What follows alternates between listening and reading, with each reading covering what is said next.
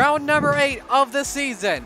And Monday Night Madness on the Coast to Coast Racing League heads to Williams Grove Speedway in Pennsylvania. Some of the best 360 sprint shows you will see on iRacing. We get set to go as always, beginning the Monday night with the B Division Rebels. And the Rebels are brought to you by our friends at Langdon Mechanical. Well, we've got a good show for you around the corner. So glad you could join us on the Coast to Coast Racing Network. Marty Sakala alongside Zach Chapman, and welcoming back Dean Reynolds from Charlotte, along 10 days for him there. Brandon Dittmer will have the cams on in just a moment, but don't worry, he is here. Dino, let's begin with you and talk a little bit of Williams Grove Speedway. Sounds like you've been having some fun with this track on your return. Well, it's a lot different than what was the matinee. The matinee was started as 0% track state. Here we are. I didn't even look, but it feels like it's 50% already. So this is going to be a real interesting deal, Marty, tonight. It's going to be fleet of foot and tiptoeing and everything else, which is not like Dino. Brandon, let's talk about the Rebels here. Kurt Schatzer, a 19-point lead on Brandon Templeton, but keep in mind that's not without the drops. Next week on the Coast to Coast Racing Network, we'll show you the points, how they look with draws before the drop weeks begin. But it seems like a good battle between those two to see who could possibly get back into Renegade contention. Oh, yeah, and all you gotta do is just stay consistent. As you see, Schatzer and Templeton are both above Zach or Kyle Sargent, and they both have one less race. So all about staying consistent, all about staying clean, and that's gonna get you up there and put you in very good look at this front row, Marty. Yeah, I see that front row. We'll show it for the fans. We'll show it for the fans right now as we get set to go for heat race number 1, which as always is brought to you by our friends at Flatline Racing Bodies. Here's what your front row looks like. Dino and Shaggy, Dean Reynolds and Zach Chapman make up row number 1. Row number 2, it's the General Andy Patton. He's to the outside of the 78 of Jack Clevenger. Row number 3, the Moose, Jake Musso in the 61. Next to him, it's the 31 of B-Temp, Brandon Templeton. Joe Canella starts from the 7th position on the grid. Going green this time. We need a good clean even start out of 4. Gentlemen. As you can hear, exactly so we get together, Marty. As you can hear, we've got a good start coming off out of 4 here. Dean and Zach, best of luck, guys. Thank you. Yeah, like Dean said, mute this. We actually we moved at perfect timing before we went green. But here we go. Heat race number 1 underway. Winner starts on the pole position. I think we knew what he was going to say. Dino gets off to a good start. Zach Chapman, Jack Clevenger duke it out for a second as the 72 is able to clear. Right now, side by side for the 4th position. Jake Musso low on Andy Patton, and off at turn number 4. Dino leads the opening lap with Shaggy behind him on his tail. Musso sending it a little bit deep. Clevenger a little wide in the center of turns 1 and 2. But Chapman closing on Reynolds here for the race lead here, Brandon. Yeah, it's gonna be hard to shake Dean off that bottom. The bottom's gonna be very prevalent here early and probably throughout the night. That top side is gonna be tough to come in, as Clevenger's kind of running that middle slider line. It looks to be kind of working for him, actually. Definitely is. Oh, contact between Zach and Dean. Jack Clevenger says, "Thank you very much, boys. I'll take it from here." He goes to the point. 3 heats for this evening as we had a car count of 21 drivers here, so everyone will make the show regardless, but Chapman falls back to 4th, and here's a run from Jake Musso on the top shelf where Mama hides the cookies. Up to 2nd he goes for now. Dean's trying to fight back, Brandon. Yeah, Moses is going to have that momentum on the top side if he can get off that cushion. That cushion's very thin up there in both corners, but if you can hit it just right, you're going to fly off that corner. He had to let off the throttle there off of turn number 2. Advantage to Dino into turn number 3. Has him clear, but here comes Zach Chapman with a slide job up on the Moose. That's a slider from hell. 3 wide for the 3rd position. This is some good stuff with 3 to go. Chapman wants it back badly, and in the wall goes 2 drivers, Musso and Canellas. The 1 car tried his best impersonation of Dittmer, trying to do a wheelie, but it looked pretty good, though. I will admit, it had some good airtime. 2 to go in Heat 1, and Jack Clevenger with a 1.2 second advantage on Dino. Best lap, Zach Chapman last time by at a 19:41. Better by a tenth on Reynolds. Is he able to cut the gap down here once again as we come to the white flag? Andy Patton in fourth. Jake Musso nearly clips the wall, and the General hangs on for that fourth spot for right now with 1 to go. But So Musso's trying to get that top side 1 and 2 to work. and it's not working for him one bit. B10 may take the 5th position here coming to the checkered flag. But it's Jack Clevenger that starts on pole position. He's your Heat 1 winner. Dean Reynolds 2nd, Zach Chapman 3rd, Andy Patton 4th, Brandon Templeton 5th, Jake Musso 6th, and Joe Canella 7th. Zach, that's what you get for saying what you said. Karma happened. I definitely lifted out, tried not to get into him. I think if I looked at the replay, maybe he got a little loose when he got on the throttle. I definitely didn't try to run him over, though. Hey, We y'all just kept wanted it. Clevenger to have an advantage, that's all. Y'all kept it He straight. needed a morale boost and everything, so we just gave it to him. You kept it straight, so that's what happened at the end. All right, we're set to go for heat race number 2, brought to you by Langdon Mechanical, the official heating and air conditioning company of the Coast to Coast Racing League. Greg Parmalee starts on pole position. Next to him, it's Anthony Morano, who's in the 32. Row number 2, it's the Mayor, Steve Bixler in the 75. Joe Backus is next to him. He's in car 46. Row number 3, the Laker, John Krupa in car number 5. Next to him, it's Steve-O, Donovan Ross in the number 02. Rounding out the field, it's the number 30 of Steven Gollner. Sounds like hockey's off to a good start for Krupa's Oswego Lakers, although I haven't seen the score if they played last weekend. Right away. Well, this is going to be interesting because I'm going to see if that bottom keeps on getting burned off more, where it might bring the top and the middle back in. And I got a feeling it will.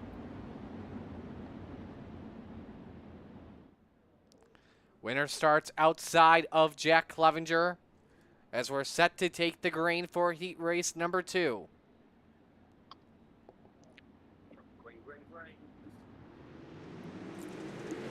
Staggered start here as Morano looks for the lead into turn 1 as he sends it in the corner and takes it away. Bixler loose in the center of a corner, so he falls all the way down to 6th position. Parmalee clears on Backus. Here's a run for 4th on Steven Gollner, who won last week at Kokomo. 3 wide for the 3rd spot briefly. And the advantage, it's Gollner as he's up 4 spots early, Zach Chapman. Yeah, I mean, no surprise there. Tough for him to have to start in the back. Sorry about the dog in the background. But Goldner's always on the move, and he knows how to emulate. And he saw those guys running the bottom, and he can do it better than most guys. Nearly made some contact there with the driver of the 46. And nearly does it once again. Tight quarters racing, Dean. As yeah, go ahead. It's just tiptoe, and you just got to get a good corner, a good entry, and a good exit. That's the whole key. Is that Goldner in the wall? Yeah, Goldner caught the wall. Devo got loose and caught the berm on the bottom, and they touch once again, Brandon. Contact twice. I heard you say it the first time there. Yeah, they had made contact coming down right after this opening on the backstretch. Ross had hit Goldner in the back and kind of got him a little squirrely going into the corner. Look at That's Bixler. why he went all the way up. No, that's Goldner, 30.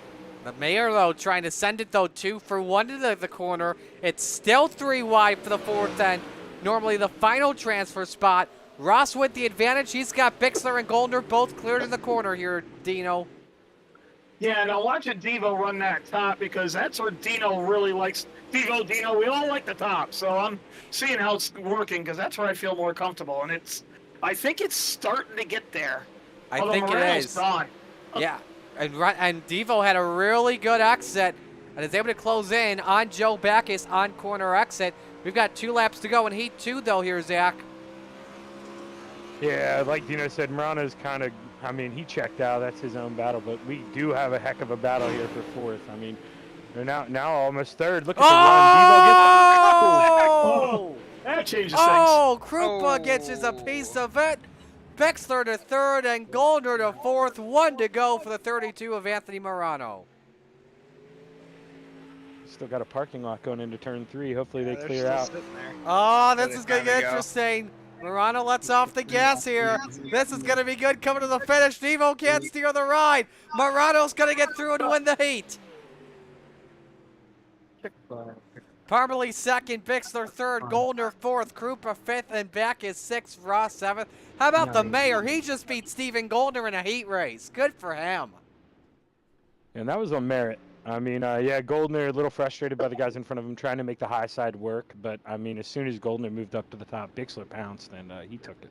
Yeah, and I noticed Goldner put the wing all the way in the trunk. So for him to do that makes me believe that he wasn't happy with the setup that he chose. So he moved that wing back to try to get some bite coming off the corners, which is so unlike Goldner. But I am not going to count him out in the feature, though. And so we now move to our third heat race, brought to you by Top Notch Trucking, our official logistics provider in the Coast to Coast Racing League. And as always, their service is top notch. Here's the lineup for heat race number 3. Gentleman Jack Hitt on pole position. Next to him, it's the 200, driven by Jeff Flero. Row number 2, it's Steve Maurer in the 888. Next to him, it's Brad Waite in the 814. And in row number 3, Kyle Sargent in the 91 and Superman Kurt Schatzer in the 218. Going 8 right. Top 4 is moving on. As y'all head down the back straightaway, let's bunch up and we're going to have a corner between each other. So Make it winner look pretty. starts inside of row number 2 for our 30-lap feature this evening. Let us know in chat who you're rooting for, by the way. The Goose, we're doing good. Thanks for tuning in on the Coast to Coast Racing Network. Tell the Goose I said, hey. Or I could tell him that. Yeah, you can tell him that.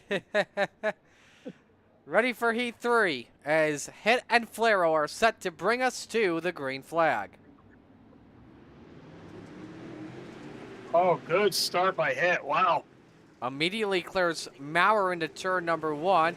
Flero up the racetrack, and the route goes the 91. Sargent, nice 360, able to keep it straight, Yes, but it's he behind did. us straightaway, and Flero and Maurer touch. Maurer right now, he is getting, I don't want to say he's getting harassed, but he's getting like assaulted at the moment, but somehow finding a way to break away from the cops. Yeah, and Kyle Sargent's loving it. I mean, those guys beating on each other. With him pulling that 360, he may be able to catch up and do something on the last lap. He's 1.5 seconds behind Brad Waite, and he's rocking it high, wide, and handsome off of turn number 4. He may not finish last in this heat race. He may pass drivers that haven't even spun out here, Brandon. Yeah, he's running that cushion perfectly. He's got it right up there. What you need to do, and he's closing in fast. A 1979 last lap, and he's even touching the wall in turns 3 and 4, and still picking up speed. I must have made him mad when I said he'd Oh, like catch Flero him hit on the the last inside lap. Contact. He wants to catch him a whole lot earlier than that. Flero able to keep it going. He lost 2 spots, though. Schatzer to second. Maurer goes back to third. Flero counters it back into turn number 3. Can he get bite off the corner to move up into the 3rd spot back for Maurer? Maurer hangs on. No, Flero edges him out just by the shave of a front wing. Oh, look at Sargent, though, and he's got nowhere to go.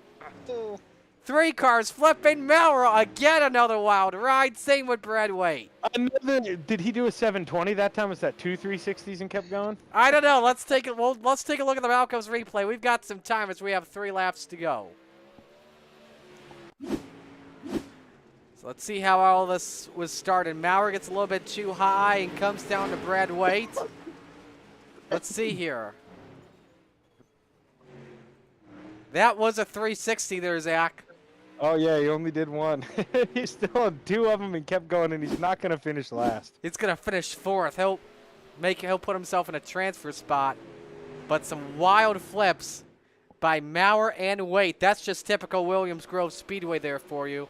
New quick time to Kurt Schatzer in 1969. Make it a 1964 that time by as we're on the last lap, but he runs in the 2nd spot. Trying to chase down Gentleman Jack Hitt. He's 9/10 ahead, and through turn number 4, Hitt starts from 3rd spot in tonight's feature. Hitt sees the checkers. Kurt Schatzer 2nd, Jeff Flero 3rd, Kyle Sargent 4th, Steve Maurer 5th, and Brad Waite 6th.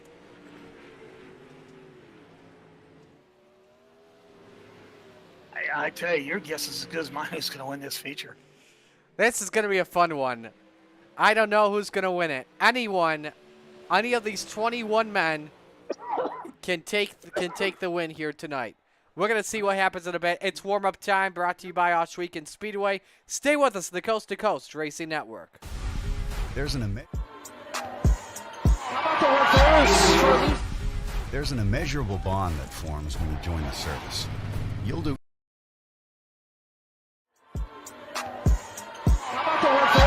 For Lucy Olsen, she has her first point. Yeah, Lucy Olsen, talented sophomore.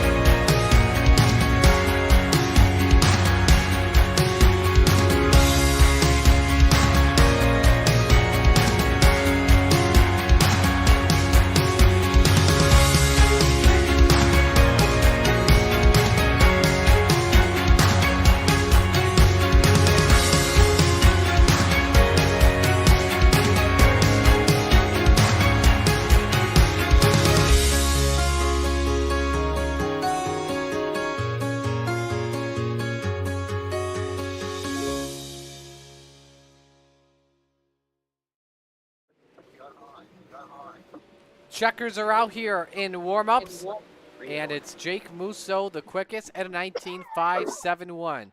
Well, we're set to go racing here for 35 laps, excuse me, for 30 laps here at the Williams Grove Speedway. It's now time to meet the field. Let's give you the Catalytic Recovery starting lineup. On the front row, it's Jack Clevenger in the 78 and Anthony Morano in the 32.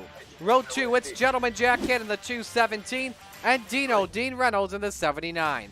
Row number 3, Greg Parmalee in the 4 and Superman Kurt Schatzer in the 218. Row 4, it is Shaggy Zach Chapman in the 72 and the Mayor Steve Bixler in the 75. Rounding out the top 10, Jeff Flero in the 200 and the General Andy Patton in the 87. Row 6, Stephen Goldner in the 30 and Kyle Sargent in the 91. Row at number 7, B-Temp Brandon Templeton in the 31 and John Krupa the Laker in car number 5. Row 8, Steve Maurer in the 888 and the Moose Jake Musso in the 61. Rounding out the field, Joe Backus in the 46, Brad Waite in the 814, Joe Dirk Canellis in the 1 and Devo Donovan Ross in the 5. Or excuse me, the 02, Force of Habit. Alrighty, time for predictions here. Let's start with you here, Brandon Dittmer. Who's going to win it? Oh boy. You know what? Give me good old Dino. Alrighty, sounds good. We're about to go racing. Good luck, gents. Thanks. Time for the Lucy Olsen start. Clevenger Morano set to bring us to green. It's time to rock and roll here at Williams Grove.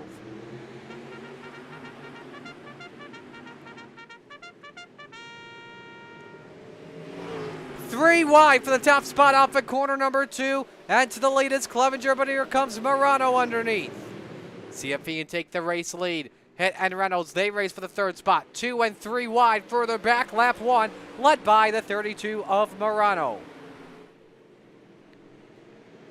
Simon Clevenger juking out for position. Reynolds is clear of Hitt, who hits the wall to the 3rd position. In 4th is Hitt. Schatzer back in 5th. Well, Steve Bixler and Zach Chapman race for 6th. Chapman nearly loses it. He saves it, and it's 3 and 4 wide behind him, Brandon. Yeah, that was a great save. That's pretty hard in this build to pull something like that back. So credit him. And he contact. Oh, Sargent goes around, and the first yellow flag is out. And I think it was just another 360 for Sargent. He's been having a night. Let's take a look here.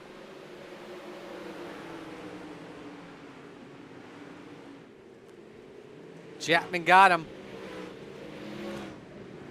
That's his 3rd 360 of the evening. Why don't we ride on board with him? I want to see the steering on this 91.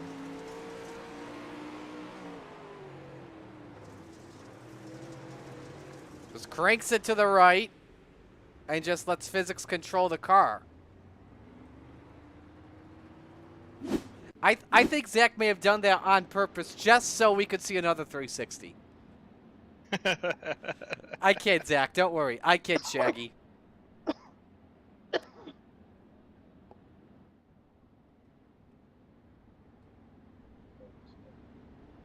All right, resetting everything here as we will be 1 to green this time by.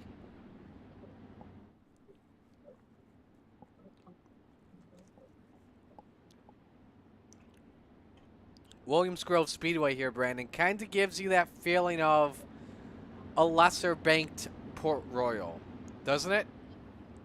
It does. It's at least this track kind of changes around a little bit more than Port Royal. This side, or I guess Port Royal's changed since the update, hasn't it?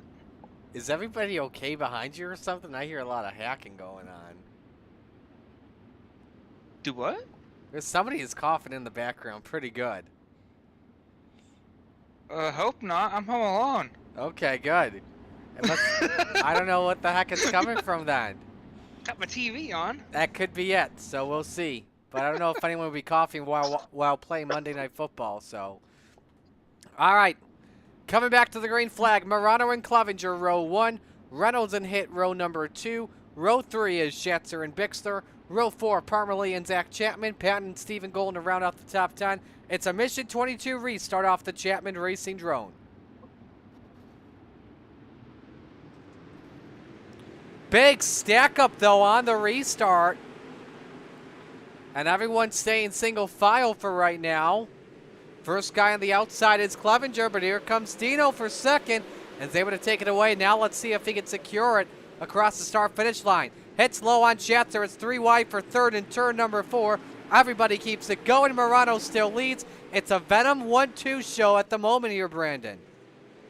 Yeah, and those two are doing a great job right now with that throttle control on the bottom side. The modified experience is really coming into play here, and it's going to help them out in the long run here. I actually should say not just a Venom 1-2, but a Full Throttle Motorsports 1-2. A lot of drivers making contact in the back. I think the one affected by it the most was Joe Canellis, but everybody keeping it straight. But Clevenger is still trying to find grip on the outside, and it's just not working out. What can he do here on Dean to try and get second? It's really almost waiting for Dean to make a mistake at this point. You're not going to get a lot going on top side as there's a caution. Brad Waite what he needs.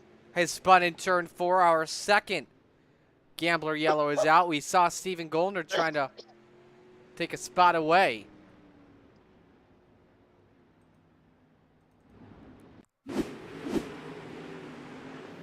Let's show you what happened. Oh, Parmalee checked him. Nope, in the back went Andy Patton. We saw Krupa get involved too.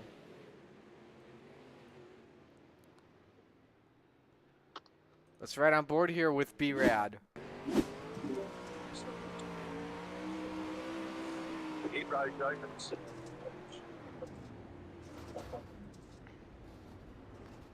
Yo, I'm muted during the broadcast, so I might as well come down Oh, I here. know why. I know why. I know what's going on. Hang on a second.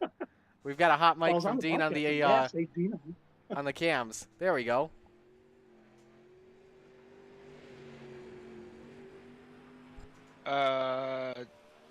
I just went back and replayed what you're talking about. I hear that on stream. I'm freaked out now. Oh, I got it fixed now. I got it fixed. Don't worry. Was that you? No, that was Dean. That was Dean. We forgot to mute his camera mic. So our cameras, what we use, we also have them mic'd up. So.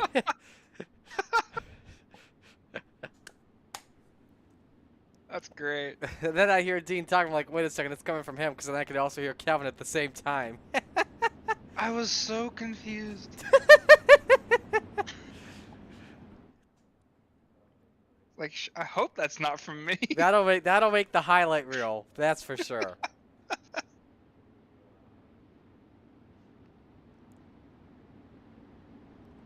All right, we should be at 1 degree this time, and that we are.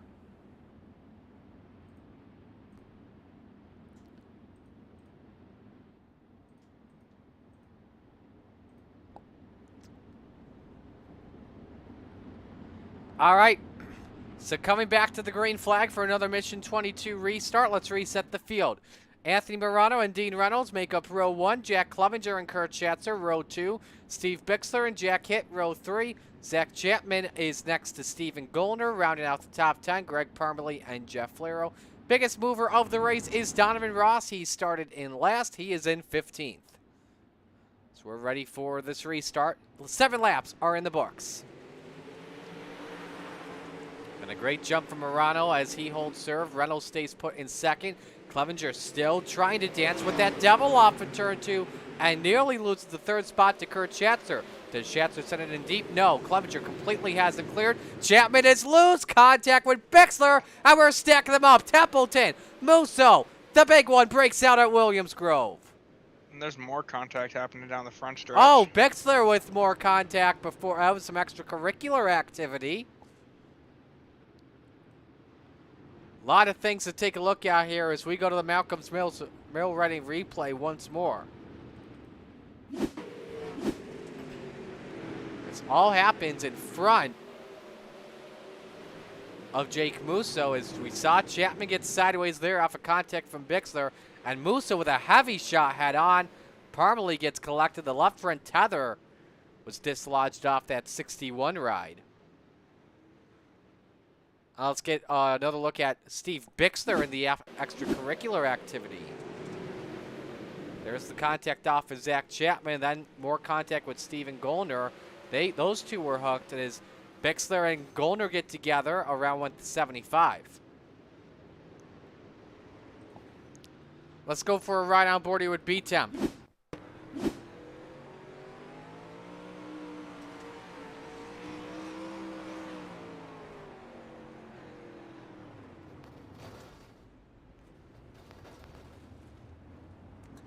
Luckily for Templeton, able to save it, but picks up a couple of instant points there.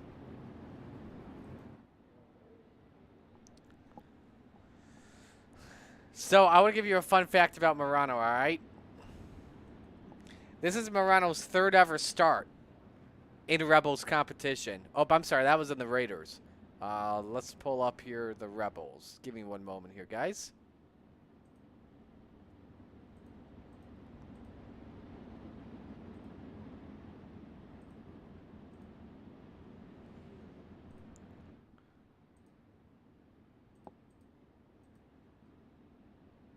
Okay, this is Morano's 3rd start in Rebels competition. He has 1 top 5 and 1 top 10. His top 5 came at Eldora back on May 8th. So a single file restart, as I don't believe we completed a green flag lap. So here we go, back at it once again as we work lap number 9.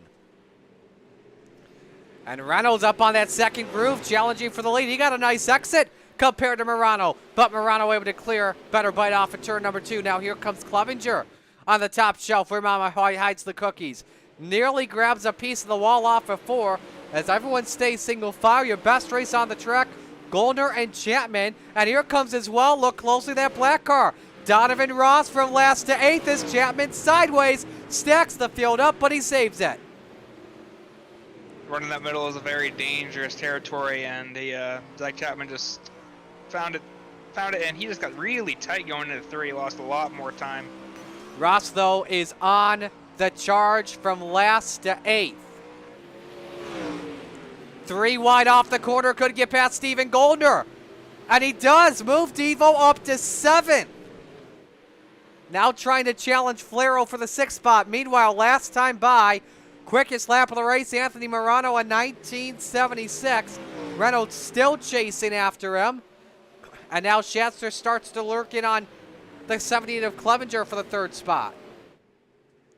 Clevenger nearly goes over the cushion into the wall. Oh, trouble, Joe Canellis. Keeps it straight, no call. The caution's out for Zach Chapman. Man, this has just been an ugly night for Shaggy. Yeah, he definitely broke something on that last caution, and it's been kicking him in the butt ever since. He just tried to hold on to it for as long as he could, but unfortunately just kind of fell apart there. First off, a look at what happened to Tin Can. Oh, a lot of contact in the back, and around went the 1. Somehow that did not trigger the yellow. This is what triggered the yellow, and we're going to rewind this so we can show you what triggered this. Ah, Chapman just lost it by himself. Yeah, I think something is broke off that number 72. He's pulling it in the pits. I think it's quick repair time for Shaggy.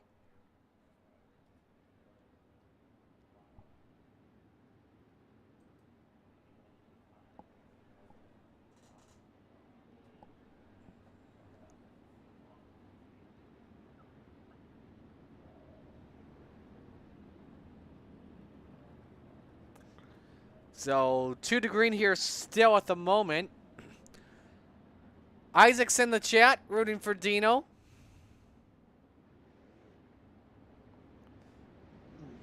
Definitely appreciating the support for sure. What a hit. What did you hit, Brandon?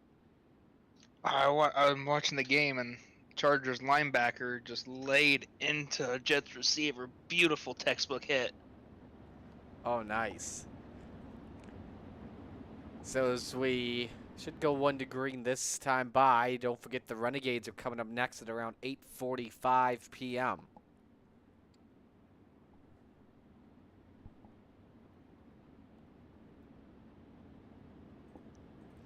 So we know some interesting stats here. Morano's never won in the Rebels. Dino has won 1 Rebels race in the past. That came at Lernerville Speedway. Jack Clevenger has won 2 Rebel races in the past. Of course, probably the driver with the most experience when it comes to Rebels competition is Superman Kurt Schatzer, but he only has 1 win. Then we look at Jack Het. Whoa. We look at Jack Het as well. No wins. And then for Jeff Flero, he has 2 wins. But we're coming back to the green flag to complete lap number 13. Good jump by Morano as he's able to hold serve. Dean has company for 2nd. Clevenger downstairs for the position, but washes up the racetrack. No yaw in the back of the pack by a lot of drivers. But everyone keeps it going as we stay under the green flag. Back to 2nd in turn number 3. Schatzer's downstairs for that 2nd step of the podium as Steve-O rides the wall trying to take away 6th here on Jack Het. Loses some time, and here comes, that's the 31 of Templeton. Yeah, Devo got a lot of the front stretch wall. He kind of nosed it in. It might cause some damage. We'll have to pay attention to that. We'll keep an eye on that for very closely. Meanwhile, Schatzer for 3rd as Devo's on the wall again. Here's a run by the 218. Both of them hanging on to their race cars, that's for sure. We did see the cross flags last time by, 15 up, 15 down. Clevenger got 2nd in the middle, but he taps the wall again. Schatzer looks for 3rd, and somehow Clevenger able to hang on to it, Brandon. I love what Clevenger's trying to do, run that cushion. It's what he's going to need to do to try to get around Dino. But it's more costing him now than it is helping him. So he's got to find a happy medium.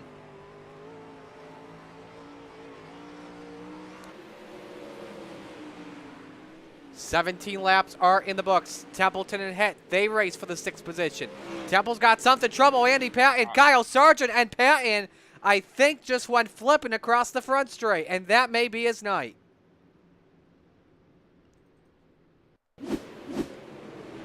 Here's a look. Contact with Bixler, and then contact with Sargent. Okay, that time, as we saw, I think I saw Patton flipping. I was focused a lot more on Kyle Sargent. How many spin arounds did Kyle Sargent did? Looks like he got... Let's see how many rotations. He got 1 3/4 rotation. Dang it! And he towed it. Could not keep it straight that time. You know, I think we have a new nickname for Kyle Sargent. You ready? Oh boy, what do you got? The spin cycle. Spin cycle. We'll have to see if that catches on. I don't know. What do you guys think? I mean, it's no offense to Kyle Sargent because we know the kid's got talent. It's just that whenever he has a spin-out situation, he finds a way to keep it straight like he's done 3 times tonight.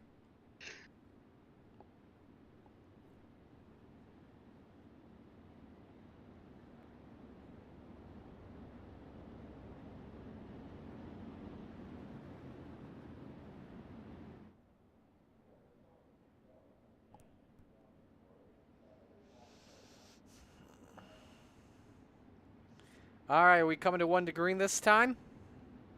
I believe so. And let's see here. We double them up.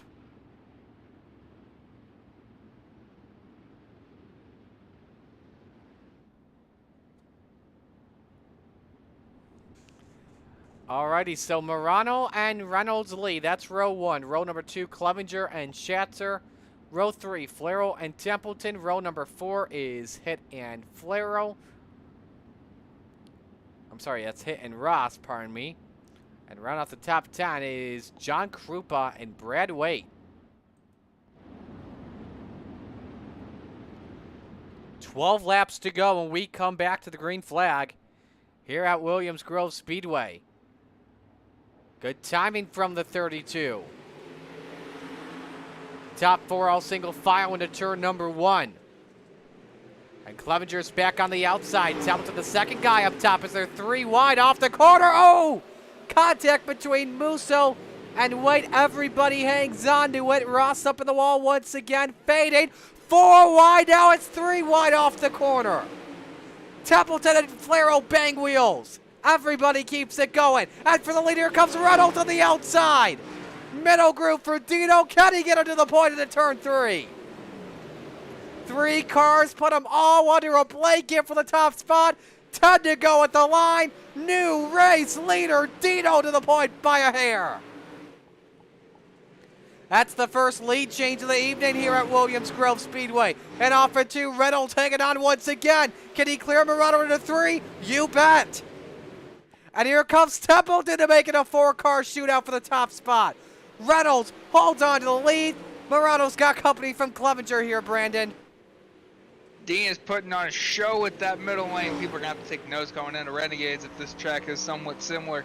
But holy cow, I am impressed with the way he is running right now. Clevenger sends it deep. The top 4 all under a blanket. They are separated by a half second. 7 laps to go, or 8 laps to go rather, at Williams Grove. Right on board here with Clevenger. Up on the tail tank of Dino here for the top spot. He's got 3 other drivers down low. Nobody wants to work it like Clevenger. He's up to 2nd spot with 7 remaining. Can he catch Dean, though, for the win? Clevenger's got speed off the corner. Oh, no! Caution waves. And we'll see who it's for. I believe it's Brad White, Jeff Flarrow, and Zach Chapman.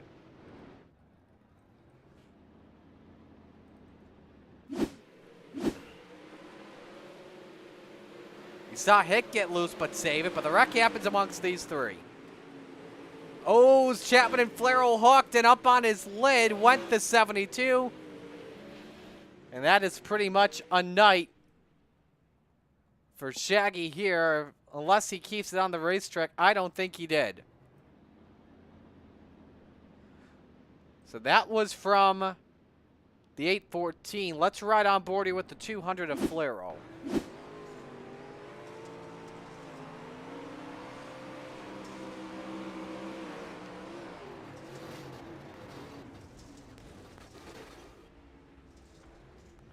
Didn't see that one coming for sure.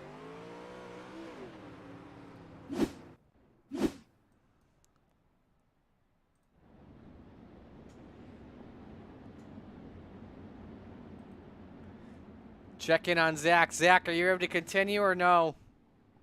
No, that's going to do it for me. I was well, you saw, I was kind of I don't put that one on me, but the other ones for sure.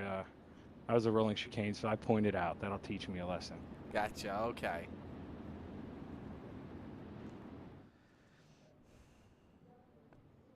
Well, there should be one to green this time by. And the cream is rising to the top here. This is going to be a whale of a finish coming to the end. Dino looking for career win number 2 in Rebels. Clevenger looking for career win number 3. Morano shows a chance as he's looking for career win number 1 in the Rebels. But it is all coming down to this, a 6-lap shootout. I'm going to say what my good buddy Steve Ovens says in the start of the modified feature, but this time we're going to say it on a restart.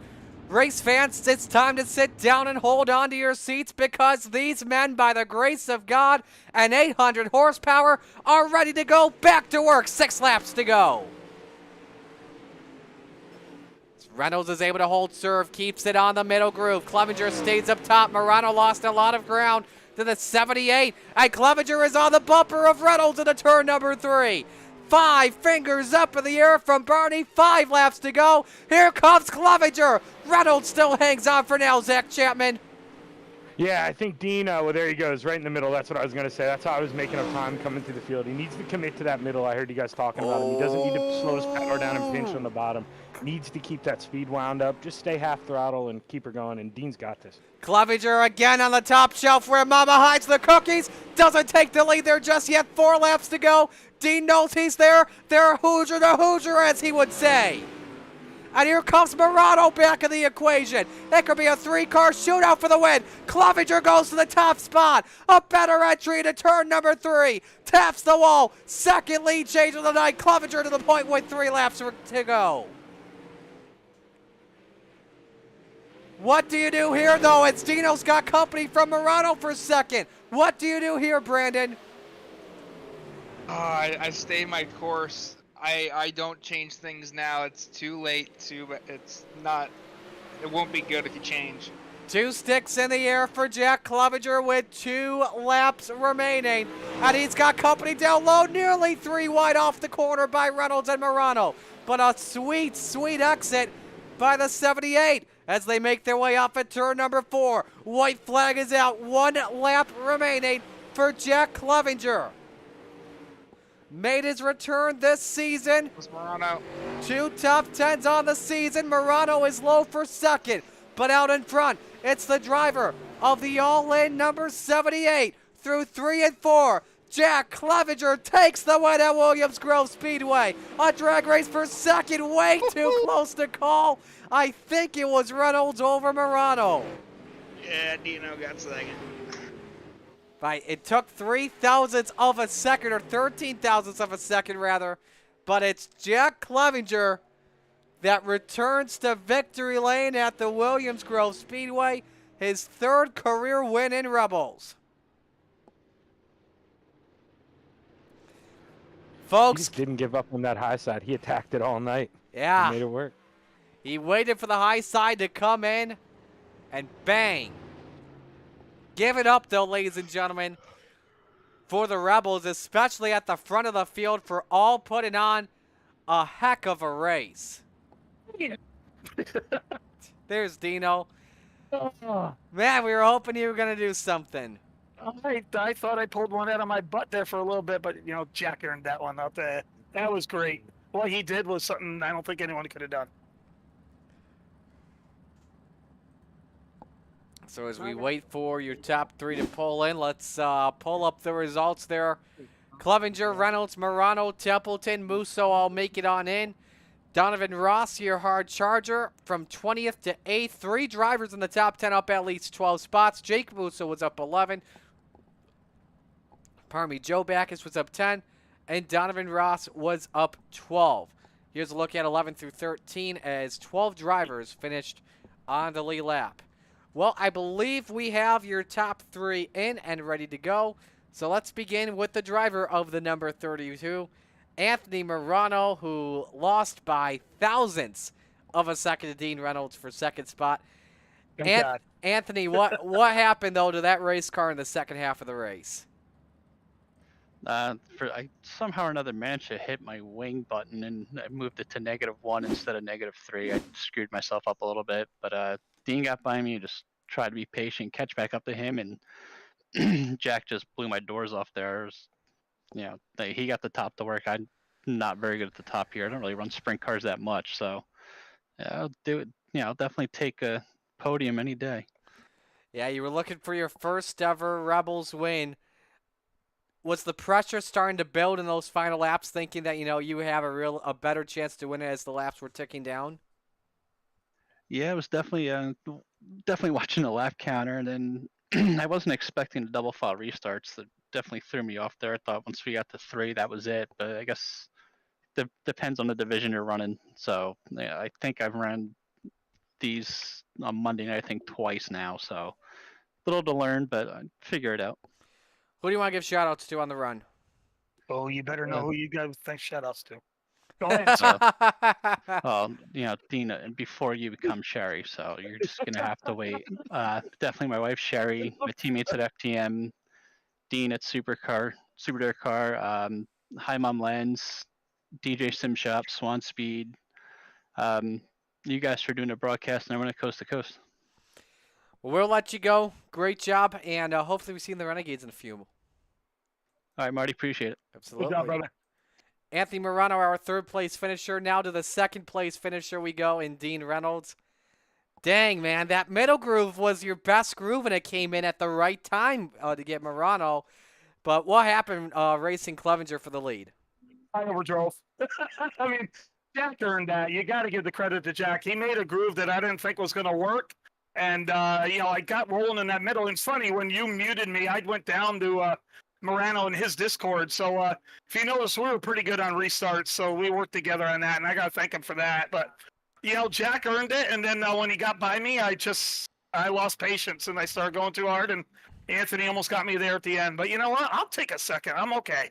I'm going Renegades, and Anthony's going Renegades, and that was the goal. Ah, yes. That's what we like to hear.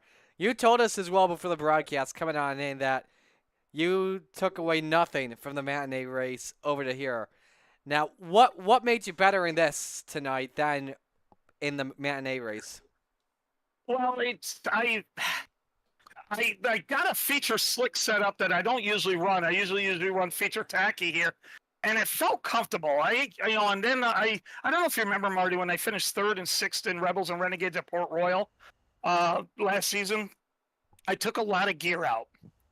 And that's what I did here. I ran 4 clicks of gear under than what they said. I kept the wing flat, and it worked for me. It gave me a non-wheel spin coming off because I don't have any patience coming off a corner. But then with the wing being flat, I had straightaway speed. So, it just worked here again, just like Port Royal. Well, who do you want to give shout-outs to on this run? Oh, I got to thank the guys at FTM, Full Throttle Motorsports. They're a great bunch of guys, and as you can tell, you see how Anthony's getting faster. Anthony's now one of the top guys to beat in this league, and those guys are really good. Even though I race really part-time, I was gone for 3 weeks, jumping back in.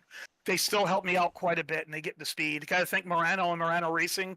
Like I said, I was in his Discord for the matinee and in his Discord here for this. Marty, got to thank you and Zach and BD there for a great telecast. I'm proud to be part of it. Thanks to Coast, and thanks to all the sponsors. And like I said, let's go Renegades, baby.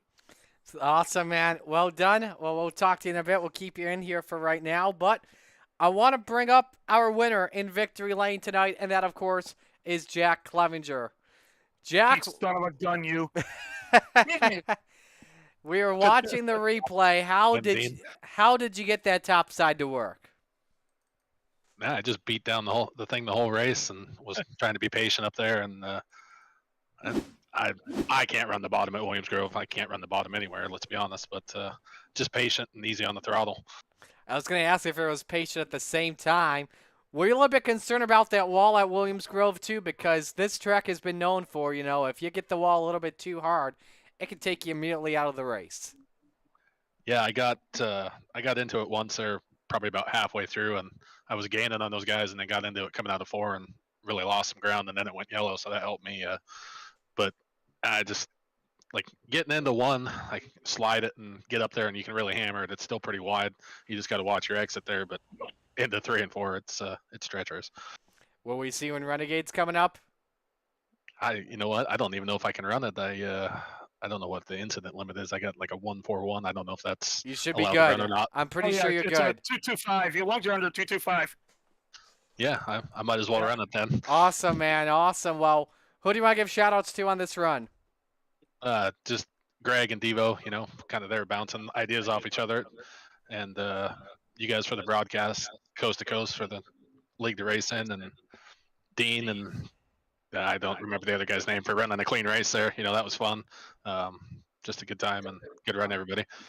Well, man, you earned that one. It took a lot. You had to earn that one. Well done. Congratulations. Good to see you back in Victory Lane. Thanks, guys. Jack Clevenger is your winner.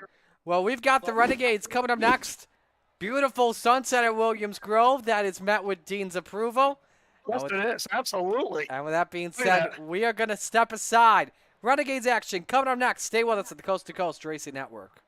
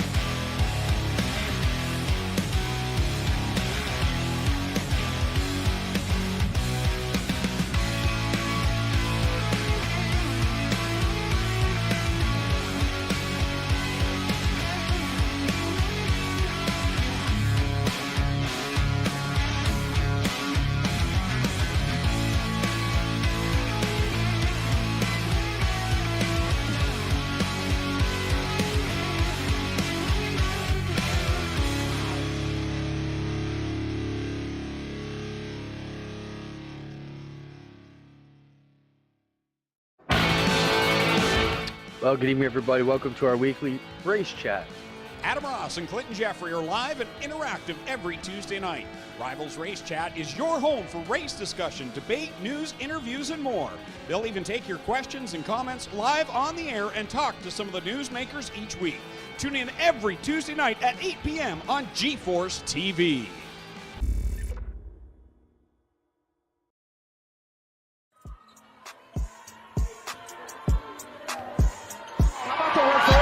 For Lucy Olson, she has her first point. Yeah, Lucy Olson, talented sophomore.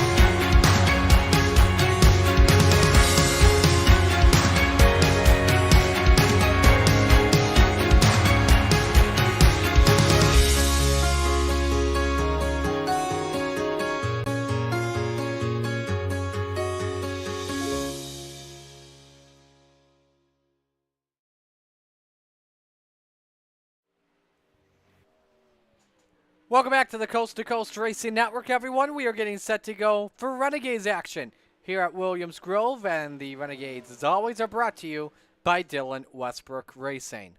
Let's welcome you back inside the broadcast booth. Marty Sakala alongside Zach Chapman, Brandon Dittmer, and Dean Reynolds. We have got a heck of a show coming up here for you guys. Zach, just what are we expecting here coming up with these Renegades? We've got a great car count, 23. That's awesome to see. I mean, tough to ask me after that show that I just put on, but you know, as the track wears on here, you gotta not be very aggressive on corner entry, which is what bit me. You gotta make sure you don't get in the guy in front of you, and you gotta try to just beat him off the corner and try to get him out of position for corner entry on the next lap. So hopefully we get some good, clean racing, which I imagine we will, and I think we might get a surprise winner here tonight. This is one of those tracks, Marty. Brandon, take any notes from that Rebels race? Yeah, I'm gonna follow what Dean did and lower my gear a good 4 or 5 clicks because I'm bad with my lead foot, and the less wheel spin is gonna be the better. Alrighty. Well, we are getting set to go here at Williams Grove Speedway, and with that, we are ready for our first heat race. As always, heat race number 1 is brought to you by Flatline Racing Bodies. Here's the starting lineup. On the pole position, Anthony Morano in car number 32, and 2 is outside. It's the captain, Gary Taylor, in the 34. Row number 2, the Bandy Buildmaster, Jesse Bandy in the 49. Next to the Money King, Kyle Moonen in the 24. Row 3, the Desert Demon, Terry Landis in car number 161. Next to him, it's the Brewerton Beast, Jeff Barker in the 513. Rounding out the field, the 21 of Kevin Fry. And look at this scheme by the high side banger, Patrick Spangler, bringing back the Booth Boys wing. Look at that. Nice. Look at that. Hey, before you do anything, Marty, you got to help me out. Morano goes, have Marty do the in-car so Sherry shows up, his wife. All right. He's got Sherry on the front wing, I think, or something. Oh, there it is. Look at that. Yep. Look at that. That's pretty cool. Now he's allowed to iRace another time this week if you do that. You're welcome, Anthony. You're absolutely welcome. Isn't this the second pill draw that Morano's pulled a starting spot of 1 in his heat? And I tell you, not to tout my teammate there, but Anthony is probably the most improved iRacer in the last 6 months. Oh, I agree. He's just in every division. 100%. So. But he's got some bandy built guys behind him. Yes, he does. Let us know who you're rooting for in the chat. We'll give you a shout out on the air. Keep in mind as well for the Renegades points coming on in without the drops. It is a believe a 75-point advantage for Patrick Spangler. It just showed up on the bottom line over Blake Chapman. And keep in mind, Chapman did miss a race, so the points will be different, and we'll show them to you next week. As we're underway, Gary Taylor. Where's Gary going? I don't know. I think he was trying to let the field go by. Either that or he doesn't trust his setup or his steering's off. But Morano is checked out from the troops into turn number 3. Bandy and Moonen race for second position. Who gets the advantage off the corner? Way too close to call. I think it was Moonen here, Zach. Yeah, these guys must not have watched that B race because that's the last person they wanted to let walk away because, I mean, the track doesn't look near as beat up as in that B race, and this is when Morano was fast, so it's all playing into his hand. Gary's on the wall once again here, but as we look forward to the field here, Bandy for second position. He gets a bumper, though, from Barker, and nearly contact between Fry and Landis. They touch again, Dean. Yeah, and I'll tell you, one, we talk about improved. Jeffrey Barker in a sprint car has really improved as well. It's good to look at this. Look at 3 wide. Spangler on the top shelf. They call him the high side Spangler for a reason. Yeah. 4 wide for a moment. Barker hard in the wall and upside down. The announcer's kiss of death. Who do we blame for that? I wonder who. The good-looking guy over here. Morano, though, is gone. Quickest lap of the day, Brandon. 18:41, a 2-second lead on Kyle Moonen. Yeah, absolutely. And those 30 laps of the feature and all those other laps that he run or before that, it just helps. Laps on this sim help a lot, especially with this build, and it's showing. Terry Landis and Kevin Fry for 5th year, Zach Chapman. Yeah, they're really battling hard back there. But meanwhile, too, I've been watching Spangler. He just ran his fastest lap of the race, yeah. And he is catching Moonen for second. He wants that. I mean, we saw the last race. It's all about, I mean, not to take anything away from you, Dino, but, you know, the starting spot here helps. I mean, that's half the battle. Absolutely. Well, you know, Zach, we got to take advantage of it. You still got to race 30 laps and keep the steering wheel straight, but we're not going to say sorry we start up front, are we? Amen, man. So you got to go get them now while you can. Yeah, absolutely. 1 lap to go here in heat race number 1. Morano with a full straightaway lead on Kyle Moonen. Easy pole position for him for tonight's 35-lap feature. Morano takes the win. Who's going to finish second, though, at the end? Spangler sideways off at 4 to give Moonen the edge.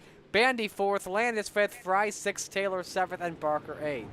I think Patrick would have got second if he didn't get the wall. He had a heck of a run going. Yeah, most likely. Hey, by the way, Dean, you also notice who was also on the car too? Who's that? On the front wing, yep.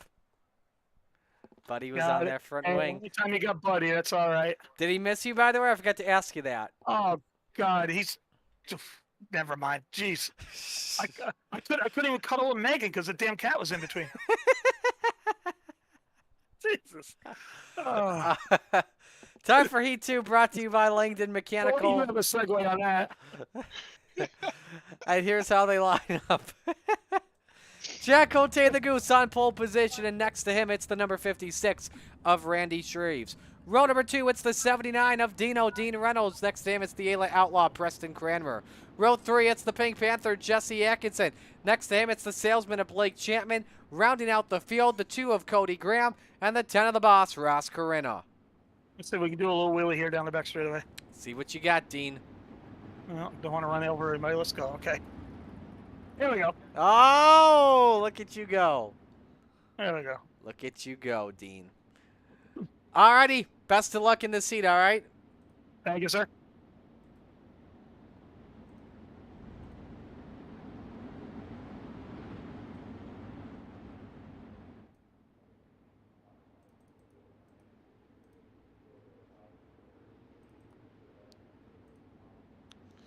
All right, underway. Winner starts second in tonight's feature.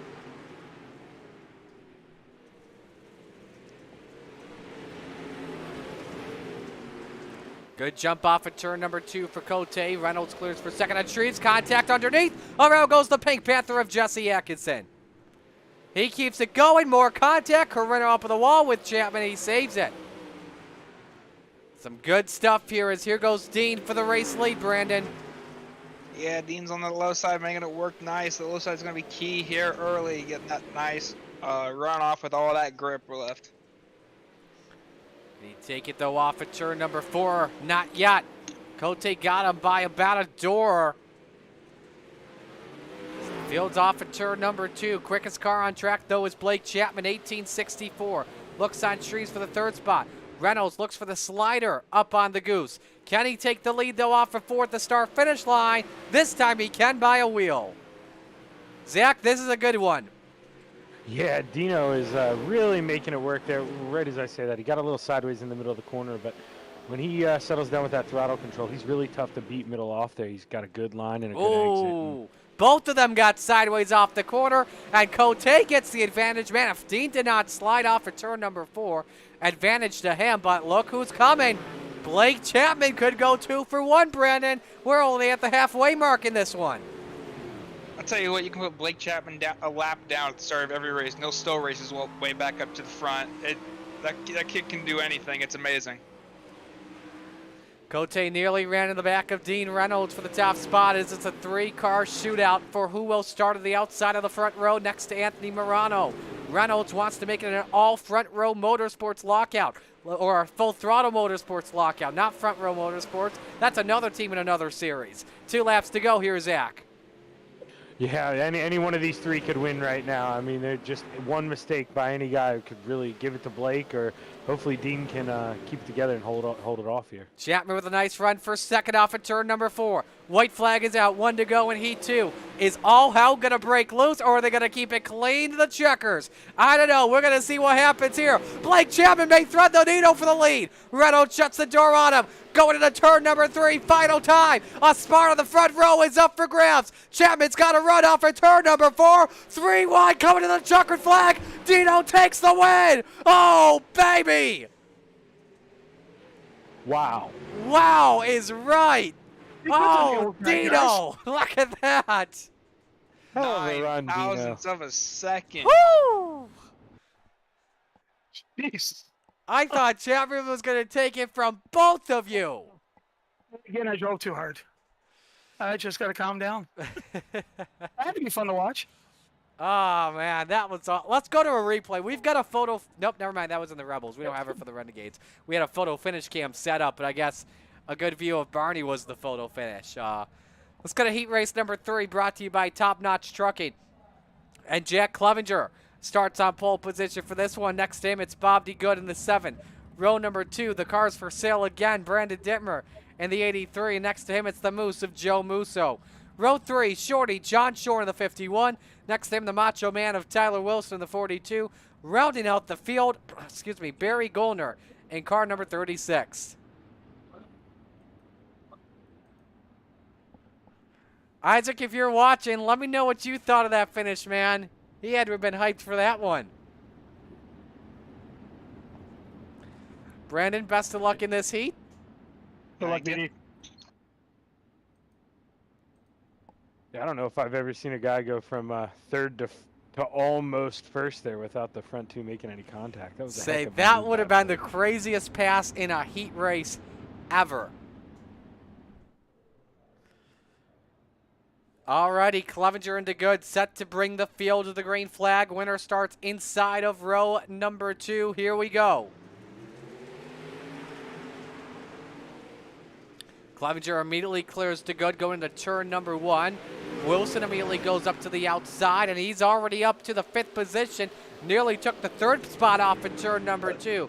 But he's, Dittmer up the racetrack, contact around goes the cheap car. And DeGood leads the opening lap, but Clevenger again back on the high side where he's been good at all night long, Zach Chapman.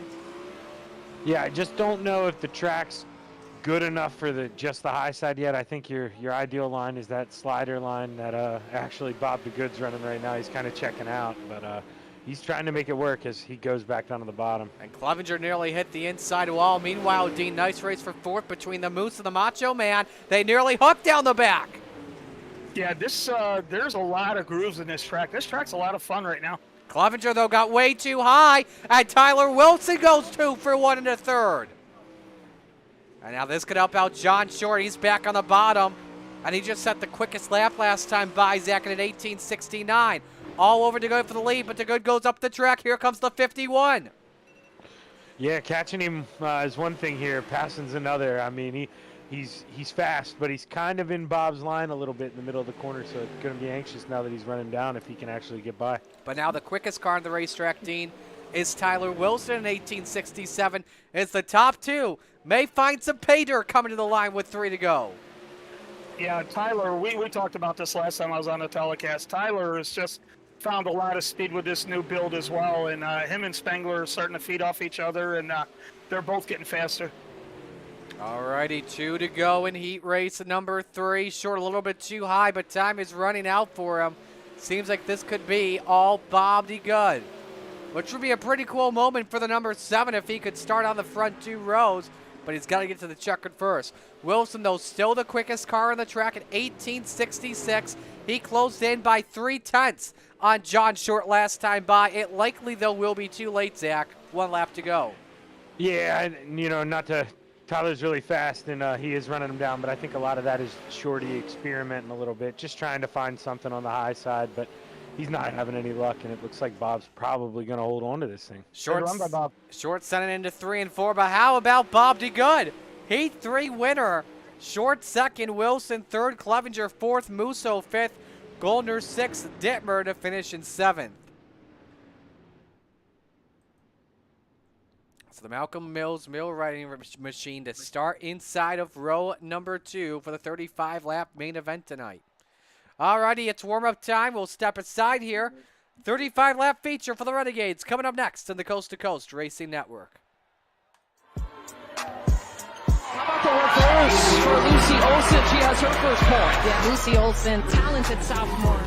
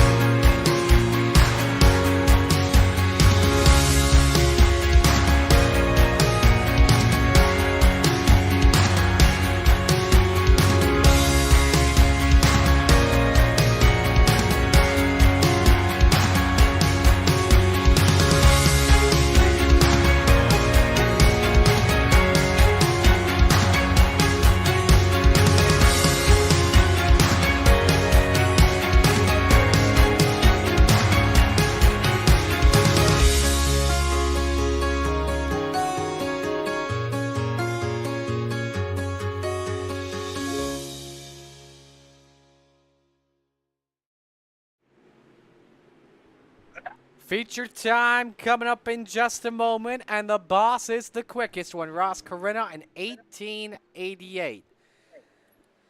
Well, folks, we are just about set to go racing for 35 laps at Williams Grove Speedway. Thanks for coming out to spend your Monday night with us. Let's meet the field in the catalytic recovery starting lineup. On the pole, Anthony Morano in the 32 and Dean Reynolds in the 79, a Full Throttle Motorsports front row lockout. Row number 2, Bob DeGood in car number 7, and the Money King, Kyle Moonen in the 24. Row number 3, the Salesman, Blake Chapman in the 20, and John Short in the 51. Row number 4, the High Side Banger, Patrick Spangler, and the 11 of the Goose, Chad Cote. Rounding out the top 10, the Macho Man, Tyler Wilson in the 42, and Jesse Bandy, the Vanderbilt Master, in the 49. Row number 6, Randy Shreves in the 56, and Jack Clevenger in the 78. Row 7, the Desert Demon, Terry Landis in the 161, and the Ayla Outlaw, Preston Cranmer in the 07. Row 8, it's Joe Musso, the Moose is in the 63, and the Flying Fry, Kevin Fry, is in the 21. Rounding out the grid, Cody Graham is in the number 2, and Barry Goldner is in the 36. Rounding out the top 20, the captain, Gary Taylor in the 34, and the Pink Panther, Jesse X in the 127. Row 11, the Spider Monkey, Brandon Dittmer in the 83, and the Brute to Beast, Jeff Barker in the 513. Rounding out the grid, the boss, Ross Corinna in the 10. Alrighty, everybody. It's time for picks here. Brandon, who'd you pick again? Give me Patrick. Wait, but Dean already took Patrick. Never mind. Yeah, Dean took Patrick. What? Give me Dean. You'll go with Dean? All right. All righty, man. Well, we wish you the best of luck. Thank you. Zach, who you picking? Man, I really want to go with Morano sitting on the front row, but I think I got to go with the Salesman here. All righty. Give me Morano for this one. Where else would you rather be than right here, right now? A Full Throttle lockout, a Rebel lockout. It's showtime at Williams Grove Speedway. The start to this one brought to you by Lucy Olson off of turn number 2. Reynolds has the edge. Moonen, Morano, they're wing to wing for second. Moonen washes up the racetrack, and off of turn 4, Reynolds leads lap number 1. Side by side for third of the line. Give it to Kyle Moonen in car number 24. Short tries to keep a run downstairs. You fight off the corner. Not just yet. Morano, though, all over Reynolds for the top spot. Couple of car lengths, though, separate the gap. Chad Cote in 5th. Blake Chapman, though, the 6th spot as they're side by side. Off the corner here is Zach. Some good racing, meanwhile, between DeGood and Bandy. Yeah, really good racing. Right as I said, right as we say really good racing, caution comes out, Marty. And Kevin Fry and Jeff Barker got together off of turn 4 from the looks of it.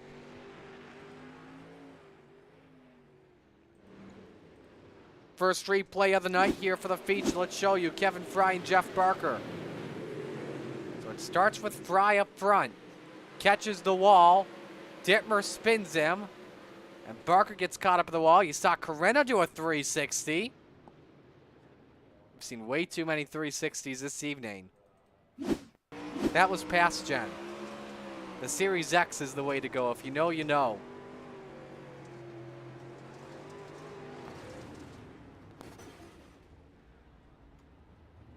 So Barker got put up in the wall. Luckily, he was able to save it and keep it straight.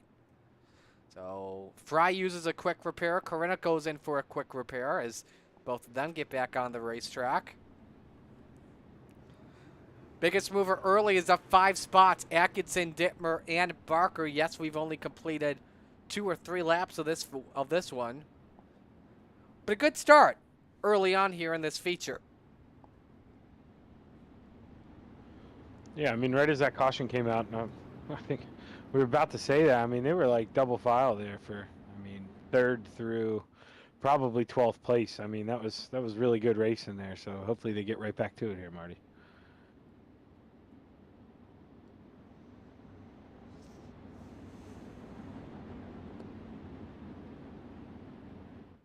Anxious to see. I assume Dino will want to take the bottom here. It looks like that's where he's going. I mean, there's just so much tack there on the front stretch. You've got to take that if you're the leader, I'd imagine. We'll see where he takes, and he does go the bottom. double file restart coming up.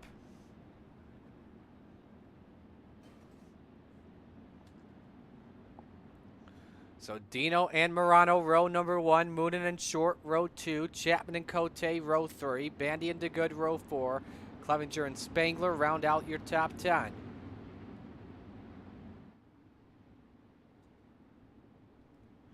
going to watch this restart from the Chapman Racing drone. Reynolds the control car. He has the right to fire first.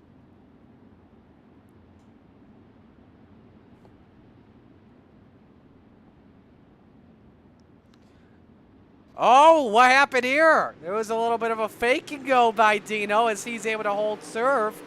Now we'll see if he's got rear end damage on that 79, but everybody was able to keep it straight. Moonen got a little bit too happy on the gas, but he's side by side with the 32 for the second spot. The Money King tries to throw the slide job. 4 wide in turn 4. It's going to end ugly. Around goes Morano. Bandy caught up. Same with Cote. Caution flag waves. That's a tough break for Morano, who had such a nice run going, and now he's going to have to fight for the back here, Zach Chapman. Yeah, it's tough, you know. Clean pass by Moonen. It was a short slider, and I think it just looked like maybe he tried to cross over a little bit, but wasn't too sure there were people there under him. You know, he drove it in a little hard, trying a new line, didn't get the grip he thought he was going to get, and was a little slower than normal. Just happened to be 2 cars there. It's a tough racing deal. And how did John Short go up on 2 wheels and was able to save the darn thing? Yeah, hopefully he still has the handling on that.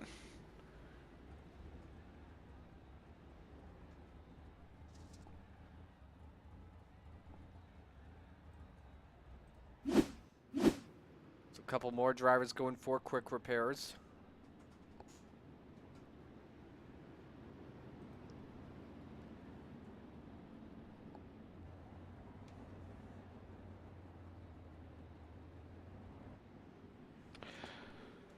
Yeah, you never want to have to get a quick repair, but I mean, if this is one of the tracks that it's not gonna, I mean, it's really hard to pass, but at least you have a lot of time, a lot of racing left here, so Absolutely. we still have time to make some moves. We've got a Rebels feature remaining.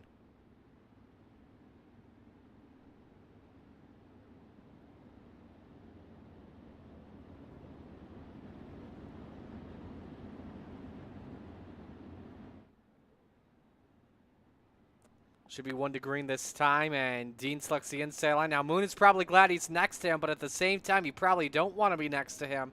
And the reason why I say that is because, you know, Dean's the control car here on this restart. Yeah, I think, well, I don't know. Obviously, Dean's going to do what he wants here, but psychologically, I think, you know, Moonen went a little early that last time, bumped him. If I'm Dean, I go almost as early as I can as soon as I hit that tack and make him fire in the slick there in the middle coming off. Well, we're going to see what happens. Biggest mover already. I don't think anyone's surprised, though. There's a couple of big movers. Jesse Atkinson's up 9 to 11th. Another big mover. Jack Clevenger's in the 7th spot outside of row number... Actually, outside row number 3, correction. So this could help him out as we're set to come back to green. 5 complete, 30 laps to go. Moonen fired a little too early once again, and Dino catches him sleeping and clears him. Moonen's in second, but where does John Short go? Is he able to get the 2nd spot off for turn number 2 is the question. We will see what happens. Nice exit from Moonen. Nearly taps the wall, but a perfect exit you could get for the Money King, as they're still side by side. Chapman in tow, nearly 3 wide off for 4. Moonen has control of 2nd, and in 5th now, Jack Clevenger here. It's going to be a fun one, Zach. Yeah, I mean, racing all throughout. I mean, Bob the Good back there was 3 wide for a little bit. Now they're single file out through 5th, but I mean, they're just trying and looking for a move here. Chance they can throw a slider, but not a lot of gaps in between those cars, Marty. Now the teammates out of Crate Sim Racing about to duke at it for the 3rd spot between Short and Blake Chapman. Remember as well, Blake needs every position he could get because he lost a couple points to Patrick Spangler last week at Kokomo, with Spangler picking up a win. I believe it was a back-to-back win for the driver of the 39, and there goes Chapman up to 3rd, but Spangler's on the charge too. He's in the 6th position. Caution flag, though, waves. And we've got Cody Graham, Chad Cote, and Ross Corinna.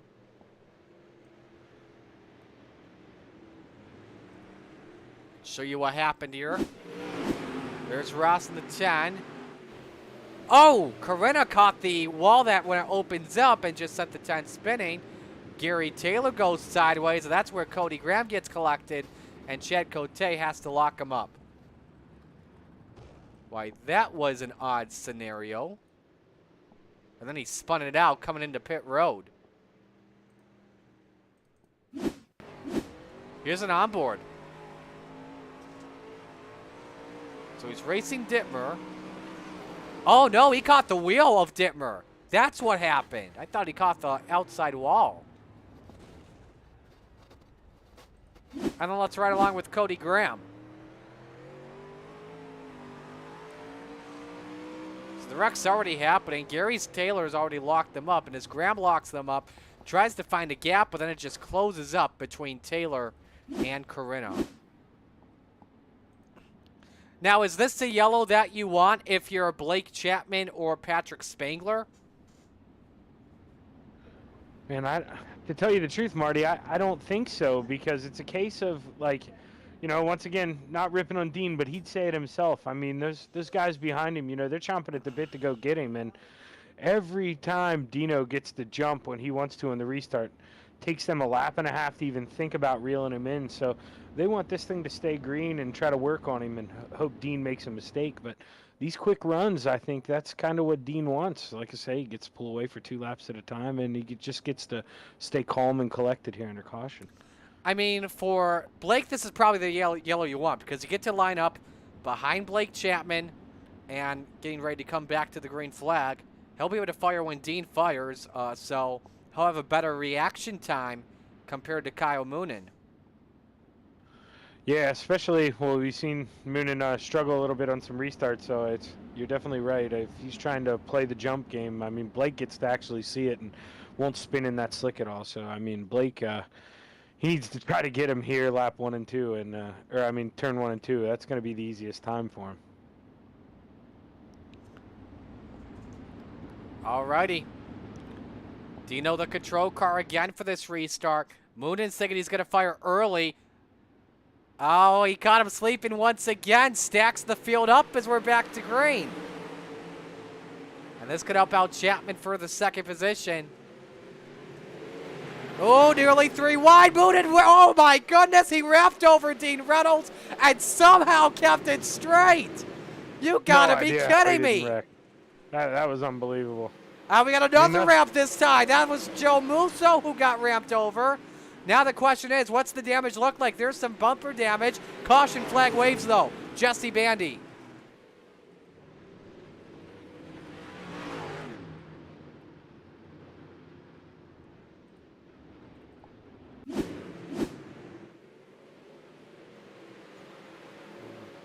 See what happened. Ooh, DeGood got sideways first, then moves when Bandy touch, and Bandy just simply went around on a nice 360. We were getting some contact under caution there. By who? I believe the 24. Oh, boy. You know, he's probably not happy about the way he's been going through the restarts.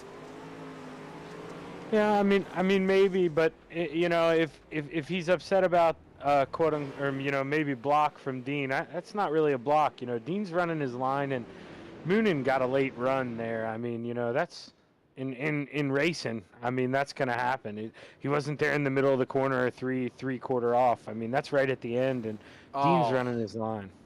Oh, come on. That's something you just can't do. Oh, my goodness. I mean, plus, Dean's probably not blocking. He probably doesn't even have a rear view mirror on. No, that's exactly what I'm saying. He's running his line, and if you look at the replay, you know, Moonen got a run on him so late in the corner, Marty, that if you're a race car driver and you don't see the guy or hear the guy beside you in the middle of the corner, you know, you're going to run your line. I think Kyle may have gotten DQ'd, either that or he left. Yeah, I'm seeing black flags, so I think there was a disqualification. Wow. Did not see that one coming. Contact under the caution. And it was probably a representation of a call-out or a similar situation to a call-out, which is against the coast-to-coast rules. Yeah, I mean, you know, no room for that, and I think he'll realize that if he goes back and watches this, because I mean, there is no blocking intention there, Marty. It's not like he's running in the wall, coming out of the corner, or throwing a late slider. He is running the same line that he has run all race. So I just hope that Dean's car is okay, not damaged at all, and hopefully his head's clear and he can keep this together because he's got a really good run going. Well, Dean better be careful, though, because he's got the top 2 in the Renegades Championship behind him. And you see there is rear damage to Dino's race car. Chapman to his outside, Patrick Spangler on his tail. Here we go back to green, and a good restart by Dean this time. Top 5 all single file. What happens in the turn 1? Spangler, the high side banger. Has the top shelf come in just yet? We'll see. He looks for second first on Blake Chapman. Your top 2 of the championship. Go at it, and Dean's got a good view behind. Yeah, I don't know if the high line is there, Marty, but he's going to make one. He's got it for second, edged out the salesman at the stripe, and now he goes for the race lead. Patrick Spangler, top shelf where Mama hides the cookies. To the point goes the high side banger. But now all Dean's probably hoping for right now is for a yellow flag to come out. He got a little bit loose. New leader, it's Patrick Spangler. Yeah, he knows. I mean, he had a good run there in the middle of the corner. Dean's just got to be solid with throttle control, not beat himself up, because when he hits his run smooth, he's really good. Oh, hang on, Dean. Too much yaw around he goes and gets hit from Tyler Wilson. The glass slipper just broke.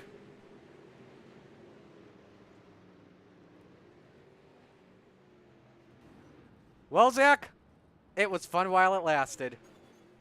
Yeah, it was. And, you know, excuses are like, you know what, everybody's got one. But, I mean, that's really tough for Dean. I mean, speaking from someone, you know, who's been in similar things like that, you try not to let it get to you. But, you know, he's probably rattled a little bit. And then you see Spangler come around the high side on you, and you're just driving in a little bit over your head, driving too aggressive. But Dean looked really good tonight. Well, you know, he did say it after the heat race he was driving a little bit over aggressive and had to calm down.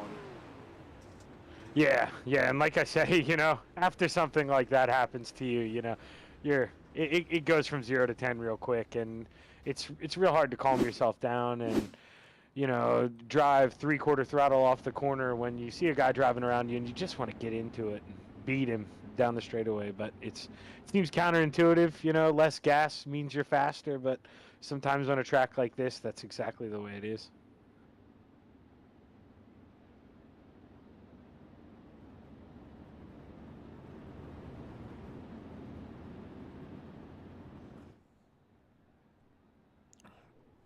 So your top 2 in the championship make up the front row when we come back to the green. We just had 20 viewers for the first time tonight. Thank you all so much for tuning in. Let us know who you're rooting for. Hello to Morat55, rooting for Jesse Bandy. Hopefully he can make a nice comeback from the back of the field, as he's been involved in a couple of incidents this evening. Now Patrick Spangler with the edge and wins 3-2 on Blake Chapman. It'd be a nice insurance win for Patrick Spangler to pick up. Let's compare the last few races. At Kokomo, Spangler finished first. Second was Blake Chapman. At Port Royal, who was first? Patrick Spangler. Who was second? Blake Chapman. If Patrick Spangler wins this one tonight, we may have to put a bounty on his head. Yeah, on him and Blake really Chapman too. We're back to the green.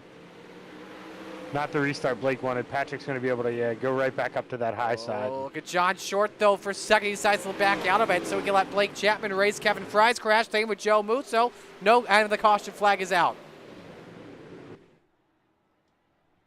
Man, I was hoping we were going to see a slider from the salesman there, Marty. Musso's on his noggin and has to tow it, so both drivers have to get towed to the pits. This was a heavy wreck. Show you what happened. Was in the middle of the pack. Watch Fry.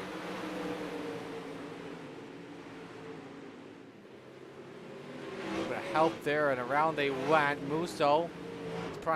I think Kevin Fry may have taken up 12X. That may have ended his night. Yeah, Kevin joined the Zach Chapman Club.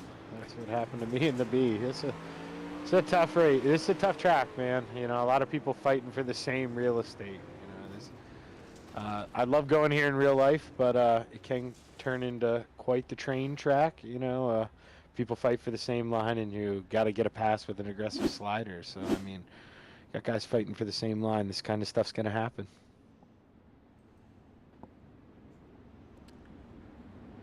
So Kevin Fry, the latest retirement of the race.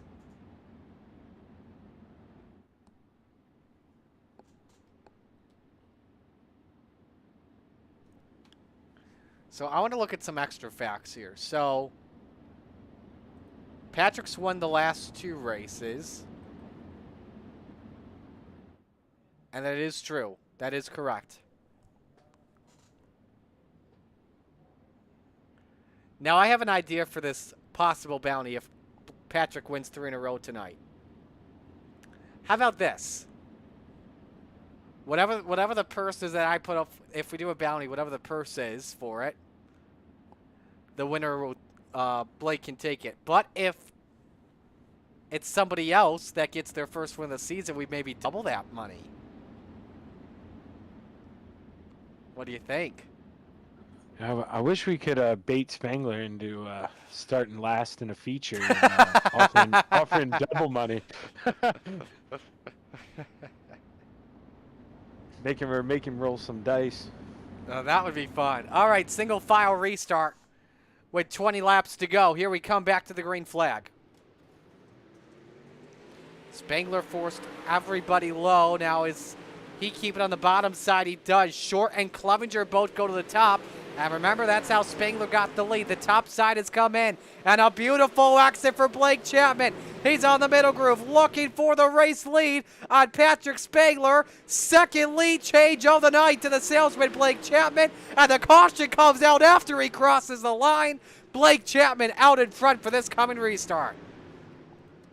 Atkinson and Morano were the 2 drivers that crashed. Yeah, I think Patrick's really going to be kicking himself there because, I mean, he let what happened, what I said Blake needed to do. I mean, he took the top away from Patrick, but Patrick gave it to him. He's probably thinking, what on earth happened? So it's just a stack up between those 2 and along with Bob DeGood. It's right on board here with Morano.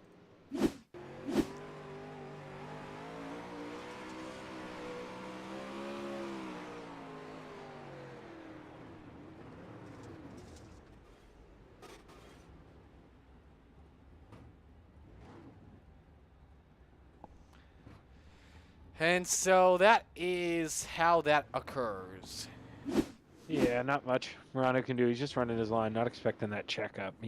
I mean, we've seen him all night. He's been one of the fastest cars on track. That's just a tough break for him.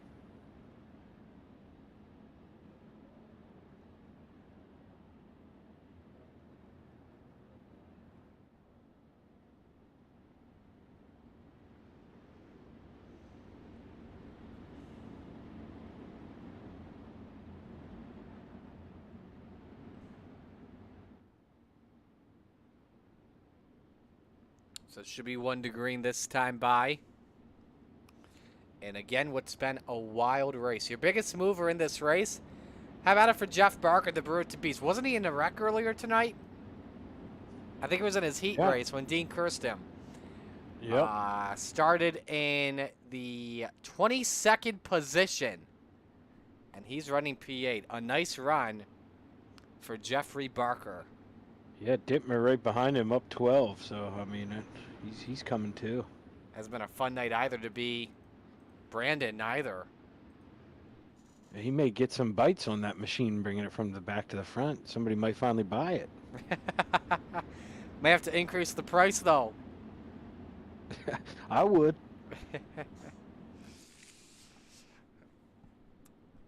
This car has been in how many races? It has 1 win, a valuable win. Alrighty. 18 to go here at Williams Grove Speedway. I believe our final double file restart of the race coming up here. And Chapman fires as we're back to the green flag. And now where does Spangler go? Shifts it up to the high side. Clevenger goes a higher route. Preston Cranmer in the 4th spot. Where in the world did the Outlaw come from here? He's on the charge. Spangler's up on the outside. The high side banger trying to do high side banger things as he hangs on to 3rd over John Shore, or 2nd rather. Yeah, 3 of those KSR boys in the top 4 right now. Nice run. Chapman leading, Short 3rd, Cranmer 4th. Clevenger, your Rebels winner. Looks to do some even more damage to the high side, but he clips the wall. Terry Landis headed back out of it, who's looking for 5th here. And Chad Cote has had a nice rebound after getting into a pair of accidents. Right in the 7th position, but we just had a new fastest lap of the race, guys. Patrick Spangler and Dittmer ramps the wheel. Tyler Wilson crashes in a big wreck. One driver upside down and out of the ballpark. I think that was Gary Taylor. And we're hearing that Dino was also involved in it, unfortunately. Let's take a look.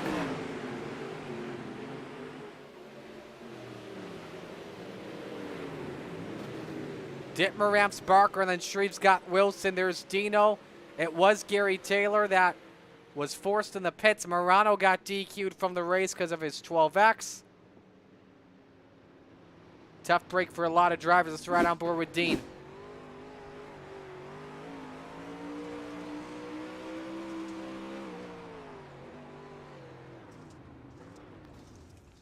Thought he had a miss. Just the darn rear tire. How it likes to pop out. I mean, when we're seeing speeds in the mid 130s, Marty, stuff happens really fast. Absolutely does.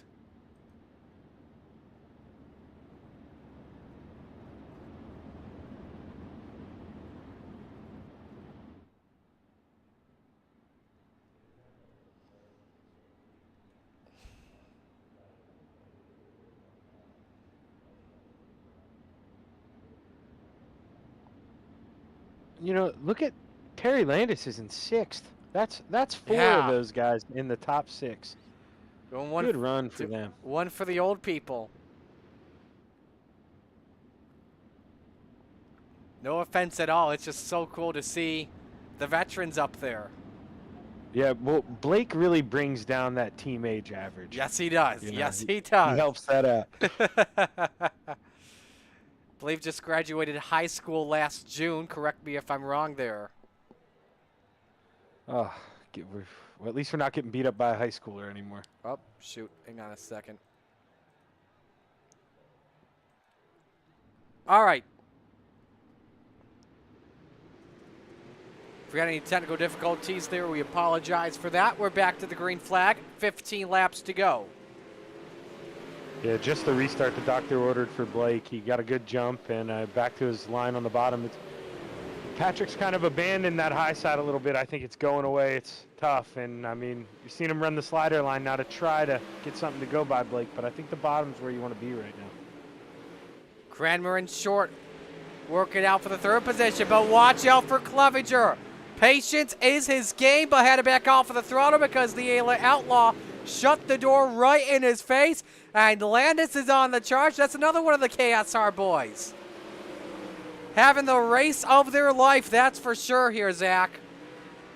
Yeah, I mean, back in the day, you know, Terry did some work here at this track for the Kreitz Racing team. So this is one of his tracks. He likes to come race here, and he shows that he's good here. And now Cranmer is swapped back up to the outside line in that race for the 4th position. Meanwhile, new fastest lap belongs to your leader, a 19:22. But remember the company he's got behind him in Patrick Spangler for the race lead. A win very well needed for Chapman if he wants to stay in the championship hunt and bring the gap closer when we have 3 races remaining next week. I mean, the last time around, they both ran 19.29. I mean, they're identical right now. Patrick just needs Blake to make a mistake, or it's going to be tough to get by him. 10 laps to go at Williams Grove Speedway. Let's go to the race for 4th position. Clevenger has found the outside. Can he make his way past the Outlaw for this position? He can. Now, did he secure it at the start-finish line? I don't know, but we'll know a better idea next time by here, Zach Chapman. Oh, Landis upside down, and Brandon Dittmer's also involved.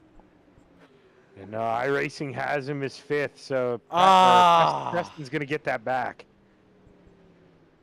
Dang. Oh my gosh, Marty, that gap at the line, 1/1000th of a second. Wow. 3.141 to 3.142. So, wow. Wow, so this was an interesting scenario. Cote ramped up the wheel and had no steering and got into Terry Landis. And I think Dittmer just had nowhere to go in this situation. Here's a nice look from it here. Right there. And then bam.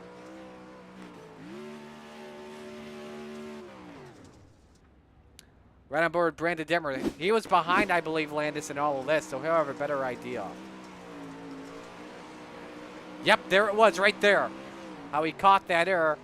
It was about ready to have a miss. Now he locked the brakes up just to make sure he could dodge a wreck, but I believe that contact there gave him 12X and put him out of the race. And yes, I see he undeafened. I believe that is correct, right, Dittmer? That would be correct. Dang, a lot of drivers with 12X this evening. Rough one in the middle and the back of the pack here at Williams Grove. It's been an unfortunate race. I'll put it that way and I'll leave it that way. Fair enough. You just wanted to copy me. That's all.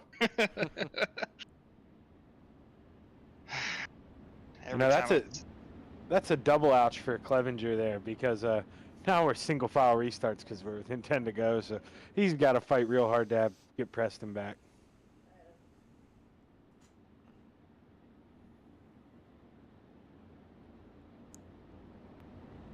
Well, we're going to come back to the green flag this time by. With a 9-lap shootout, Blake Chapman trying to hold on and match the win column. The win total of Patrick Spangler as we're back to the green.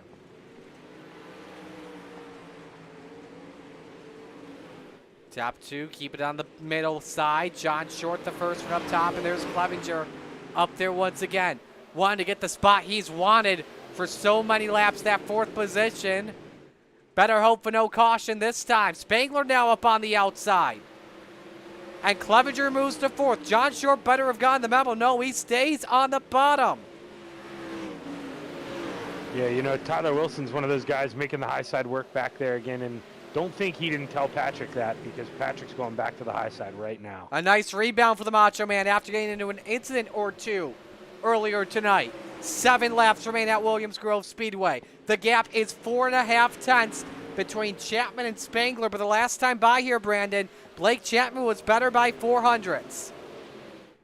I tell you, every time Blake goes around this track, he just gets better and better, and it could be we could have 50 laps, and on lap 45, he'll still somehow churn. Fastest lap of the race. Yep, Spangler quickest lap of the day, cut down 1.5 tenths, 19:21. Last time by as he continues to work the cushion. A 5-lap shootout. We had a fun finish in the Rebels race. Lots of contacting for. Oh, we got a big one. Cody Graham, and around, I believe, was the 42. Not what Patrick wanted. But we did have a new quickest lap of the race by Blake Chapman that time, a 19:21, before the yellow came out. It's like a heavyweight boxing fight. Patrick, answers the bell, and then Blake swings right back. I mean, it's almost been every time like that. So Clevenger caught the wall, and Wilson had contact, and then Cody Graham has nowhere to go. Let's give you a good on board here with Tyler.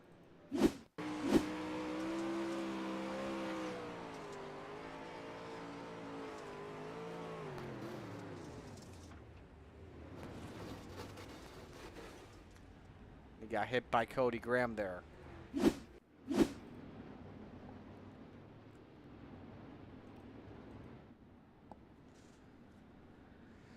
This, as you mentioned, Zach, this is like Joe Frazier, Muhammad Ali type stuff. I mean, it really is. Like, I don't mean to sound cliche, but that's the first thing I think of. It's like Patrick throws a punch, and it's like Blake, you know, hears him getting closer and gets on it, and Patrick reels him in again. And if you've noticed, I mean, if you go back and listen to us talking, their fastest laps are identical down to the 1,000th, and it's been that way every time. It's like Blake just answers the bell. It's unbelievable. This is really fun to watch.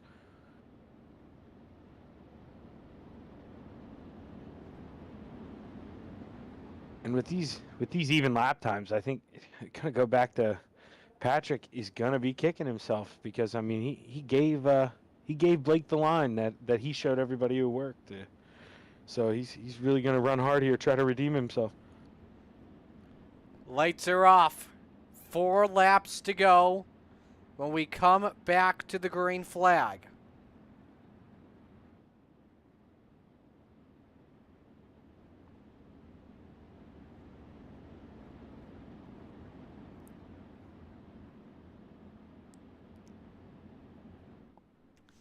Chapman, Spangler, or the field? That is the question everybody wants to know here. I'm going to say it once again, race fans. It's time to sit down and hold on to your seats, because these men, by the grace of God and 800 horsepower, are ready to go back to work. 4 to go. Chapman able to hold serve this time, and it's Clevenger the first one on the attic line. And he got a big run off at turn 2. Looks for third on John Short. A lot of contact further back. Cote just got DQ'd from the race as he hit his 12X limit. Did good indeed go around. No caution. And they both got 12X, I believe, as we stay green. Gonna have a graveyard in the infield. Dale Jr. may want to buy some race cars for his graveyard after tonight. John Short giving Spangler a run for his money for second. That's just what Chapman wants to deal with 2 laps remaining. Yeah, it's just Blake's where you want to be, and they're having to find other lines, and you just see it's not successful. Blake is just, I mean, that's why I picked him. He's a hell of a driver, and he's shown us. Oh, Spangler caught the wall. John Short, though, gets loose. Oh, around goes Atkinson. We're on the white flag lap. 1 lap to go. 12 drivers on the track, or actually 10 drivers on the track, 9 on the track. But it's Blake Chapman in the Galen's Homegrown Popcorn, KSR number 20. 3rd win of the season for the salesman at Williams Grove. Spangler 2nd, Short 3rd, Cranmer 4th, Clevenger 5th. The fireworks up in the sky, off and on the racetrack. There's going to be a lot of beef in this one. 3, 4, 5, 6 drivers DQ'd. Yeah, I got it at the end there. Man, they were not messing around tonight, that's for sure. Zach, I think it's going to be fun to know how many drivers didn't get 0X in this race. Here, I'll you know what? I'll look right now. Yeah, I want to know for the heck of it. 2. Oh, and guess, I bet you any money you can guess who they are, Marty. Blake Chapman, Patrick Spangler. Yes, sir. The 2 worthy drivers in Renegades action, that's for sure. We should let them know that, too. There's your top 10. Your biggest mover of the race, by the way, was Jeff Barker from 22nd to 10th. Here's 11 through 20, and my goodness, a lot of junked up race cars this evening. That just adds to the impressiveness. You know, me and a bunch of other guys that get DQ'd, and those guys go up there and trade fastest laps, lap after lap, and 0X. Pretty impressive. Absolutely. Let's get to the interviews here, and we'll begin with our 3rd place finisher, John Short. John, it's been a while since we've been on the podium. I think one of the big storylines that we saw around the halfway point that was developing, most of the KSR drivers were running in or near the top 5. How about this team effort you guys had this evening? Yeah, it was something. I again, welcome. Good to be back. It's been a while. I don't even know what I'm doing up here.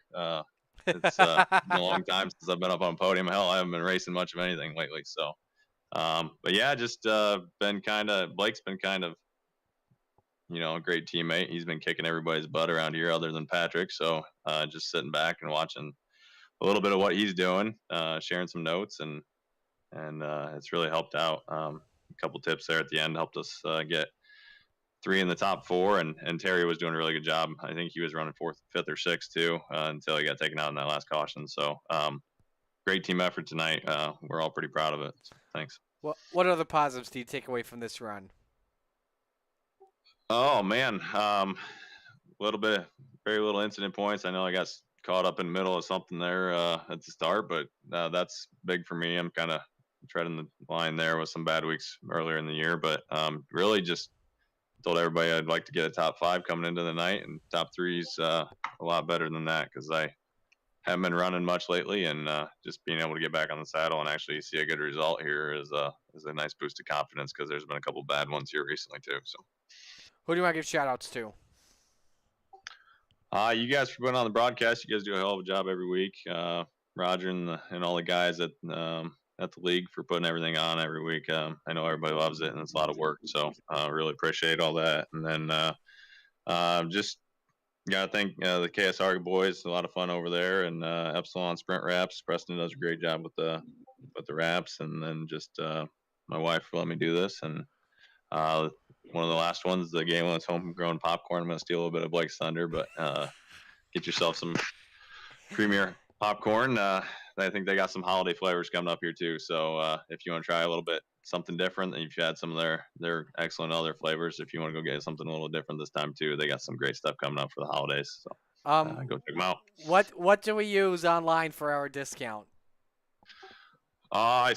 You might have to ask Blake. I think it's still CART, C-A-R-T, for 15% off. I haven't done this in a while. I don't know if they changed it, but I assume it's the same thing. So. You got it right. You got it right. So, all right. We had to ask that too. We had to ask that follow-up. So, I appreciate that. We'll have to let you go, Shorty. Great job tonight. Congratulations. Welcome back to the podium. Thanks, fellas. Appreciate it. John Short finishing in 3rd. Let's go to the high side banger. Patrick Spangler to finish in 2nd. Patrick, what more did you need there for Blake there tonight? On that one caution, we were side by side down the straightaway. I let off to go above him in turn 1 and 2, and when I let off, he got past me at the start finish line, which he had me by like 0.01, so he's able to control the restarts. But need more right rear tire there. I think I was at like 57 at the end of that end of the race. I thought the top was there, so I was just trying to save gas because I listen to Tyler, and he always tells me to put 2 less gas in. So I was conserving gas right in the middle behind him. I was going to hit the top at the end, but it just wasn't there. We were pulling almost identical lap time, so Blake's just smooth and quick on the bottom there. So were you hoping to get more on the outside with it being the dominant line, also with Clevenger using the line on the high side, but you were trying to save gas? Yeah, I was trying to save gas there in the middle, and then with like 10 to go, I figured I had enough, so then I tried top, and it wasn't that fast, and then I was doing middle and then top, but Blake was pulling about the same lap times I was, so I wasn't really gaining on him. But yeah. I gotta tell you though, man, we love the scheme. We love the scheme. Thanks. Yeah, I went back to it. I should have probably switched winning 2 in a row, and then I switched the paint, so I'm blaming that though for the loss this week. So. You need to update the photo though on the left wing. You need to update it. You have to use our photo for the Knoxville Nationals. All right, I'll have to switch it I'll up text then. it to you, all right? I'll text it to you. All right. Sounds good. Who do you want to give shout-outs to? Just Roger from the league. Jack Kit for race control day. His hands were busy tonight. You for the awesome broadcast each week, and Chapman and Dittmer in there with you, and Dean. Training Wheels Racing, Tyler with the setup help. Dudex Him Designs for the paint, and Uncle's in Eastern Ohio hunting this week, so hopefully they are hunting. They all tuned in from camp, and Dad back home, and the wife will let me race. Alrighty, well, we'll let you go. Great job tonight. Thanks. Alrighty, Patrick Spangler finishing 2nd, but we go to the winner. He matches the win total of Patrick Spangler this season, and of course you know him, you love him. It's the salesman Blake Chapman. Blake, can you walk us through the pass for Spangler to get the lead? It was perfect timing, too, with the caution flag coming out. Yeah, it worked out perfectly. he went down to protect. He was pretty fast up top, but he went down to protect, and I knew that middle still had a lot of speed left in it because I got around a couple guys using that line. So yeah, he went low, and I was just saw an opportunity to go to the middle there and take the lead back, and I was able to grab it. And fortunately, caution came out right after that, which worked out in my favor. But yeah, I wish there wasn't so many cautions tonight. A really eventful race. Got a lot of guys were struggling out there, but win's a win, and I'll take it. Did you think he'd fight you back for the race lead on the high side? Because, I mean, at points, not only were you two racing for the lead, you two at the same time were battling for the fastest lap of the race. Yeah, for sure. I thought if he was going to pass me anywhere, it would be up on that top side. I wanted to run that bottom, but that's where I set the car up for. But it just wasn't. It didn't have the speed that the middle did, and felt like I really wasn't set up for the middle too well. With I just was having a lot of tire spin going on, especially in 3 and 4. But yeah, he was running that top pretty good. I was kind of worried that it was going to come in there towards the end, and he was going to be able to get around me. But fortunately, that middle held on long enough. Well, next week we go to a brand new track on Monday Night Madness, Kern County. You've been running pretty well there this season. You think you got an advantage going in there, especially with it being a hometown heroes track in the past? It's all about track position at that track. Anybody that's ran there in the hometown heroes knows that it is very difficult to pass at that track, and that's why we're moving off of it for the rest of the season on Wednesday nights. But yeah, it's going to be interesting if we get some heavy hitters starting in the back. They have to pass some cars. It could be a pretty interesting race. Who do you want to give shout-outs to? Hey, I got to thank my family for watching and supporting. I got to thank all the guys at the Krite Sim Racing team. We had a pretty good run tonight, a couple guys in the top 5. And I got to thank Andy at AJ Custom Creations and Preston at Epsilon Sprint Wraps. And of course, I got to give a shout out to Galen's Gourmet Popcorn. It's never too early to start thinking ahead. 15%. Yeah, never too early to start thinking ahead towards Christmas. You know they're going to have some great flavors out. So go over there and check them out. Don't forget to use code CART at checkout for 15% off. And Blake, they have T-shirts now too. I was on their website. Did they give you a T-shirt? You got to check those out. I got to get one. I know I got to get one. You guys should check those out. You got to get T-shirts for us when we go to Knoxville. Every one of us. Every one of us. Yes. Yeah, you'd all need them. So yeah, go over there. Don't forget to use code CART at checkout. Yes. 15% off. I can't thank you guys enough for putting this broadcast on. One more follow-up. One more follow-up. John mentioned that code as well for 15% off. Does that mean it's a 30% off deal tonight?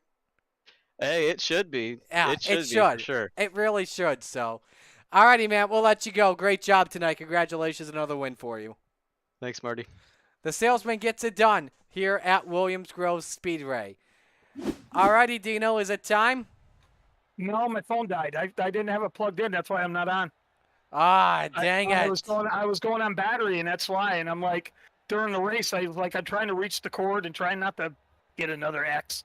And so it's like, crap. So I don't even know where he is. Actually, he's right here, too. God darn it. Alrighty, buddy time. We'll still put him up. We'll still put him up. We'll still put him up for fun. So, alrighty, gentlemen, as we sign off, final thoughts. You know what? Why not? We'll begin with Dean. Well, Blake Chapman again. What can you say? I mean, there's a reason why he's winning in Hometown Heroes, and this build is, like I said, is fit right into his style because he's kicking our butts in modifieds now, and he's running late models, and God bless him. I mean, there's always something about the tracks that fit into someone's style, and Blake Chapman has made himself the king of coast to coast, and he's wearing it proud. Absolutely has. Brandon? Just another day of having fun watching racing, let's just say that. Maybe not so much fun to be a part of it, but fun to watch. Zach, I'm going to guess same for you. It is what it is. I don't think anybody's in this league's ever left Williams Grove with more friends than they came in with, so I'm sure I got a couple people mad at me, and hopefully they can shake it off, and we'll be all fine next week. Alrighty. That's going to do it for us. Next week, the inaugural trip to Kern County Raceway. It's going to be a lot of fun. On behalf of everyone at the Coast to Coast Racing League, all the fine drivers and sponsors, Roger Craig, Preston Kramer, and the rest of the admins, on behalf of my broadcast partners tonight, Dean Reynolds, as well as Zach Chapman and Brandon Dittmer, Marty Sakala signing off. Congratulations to your winners this evening, Jack Clevenger and Blake Chapman. So long, everyone.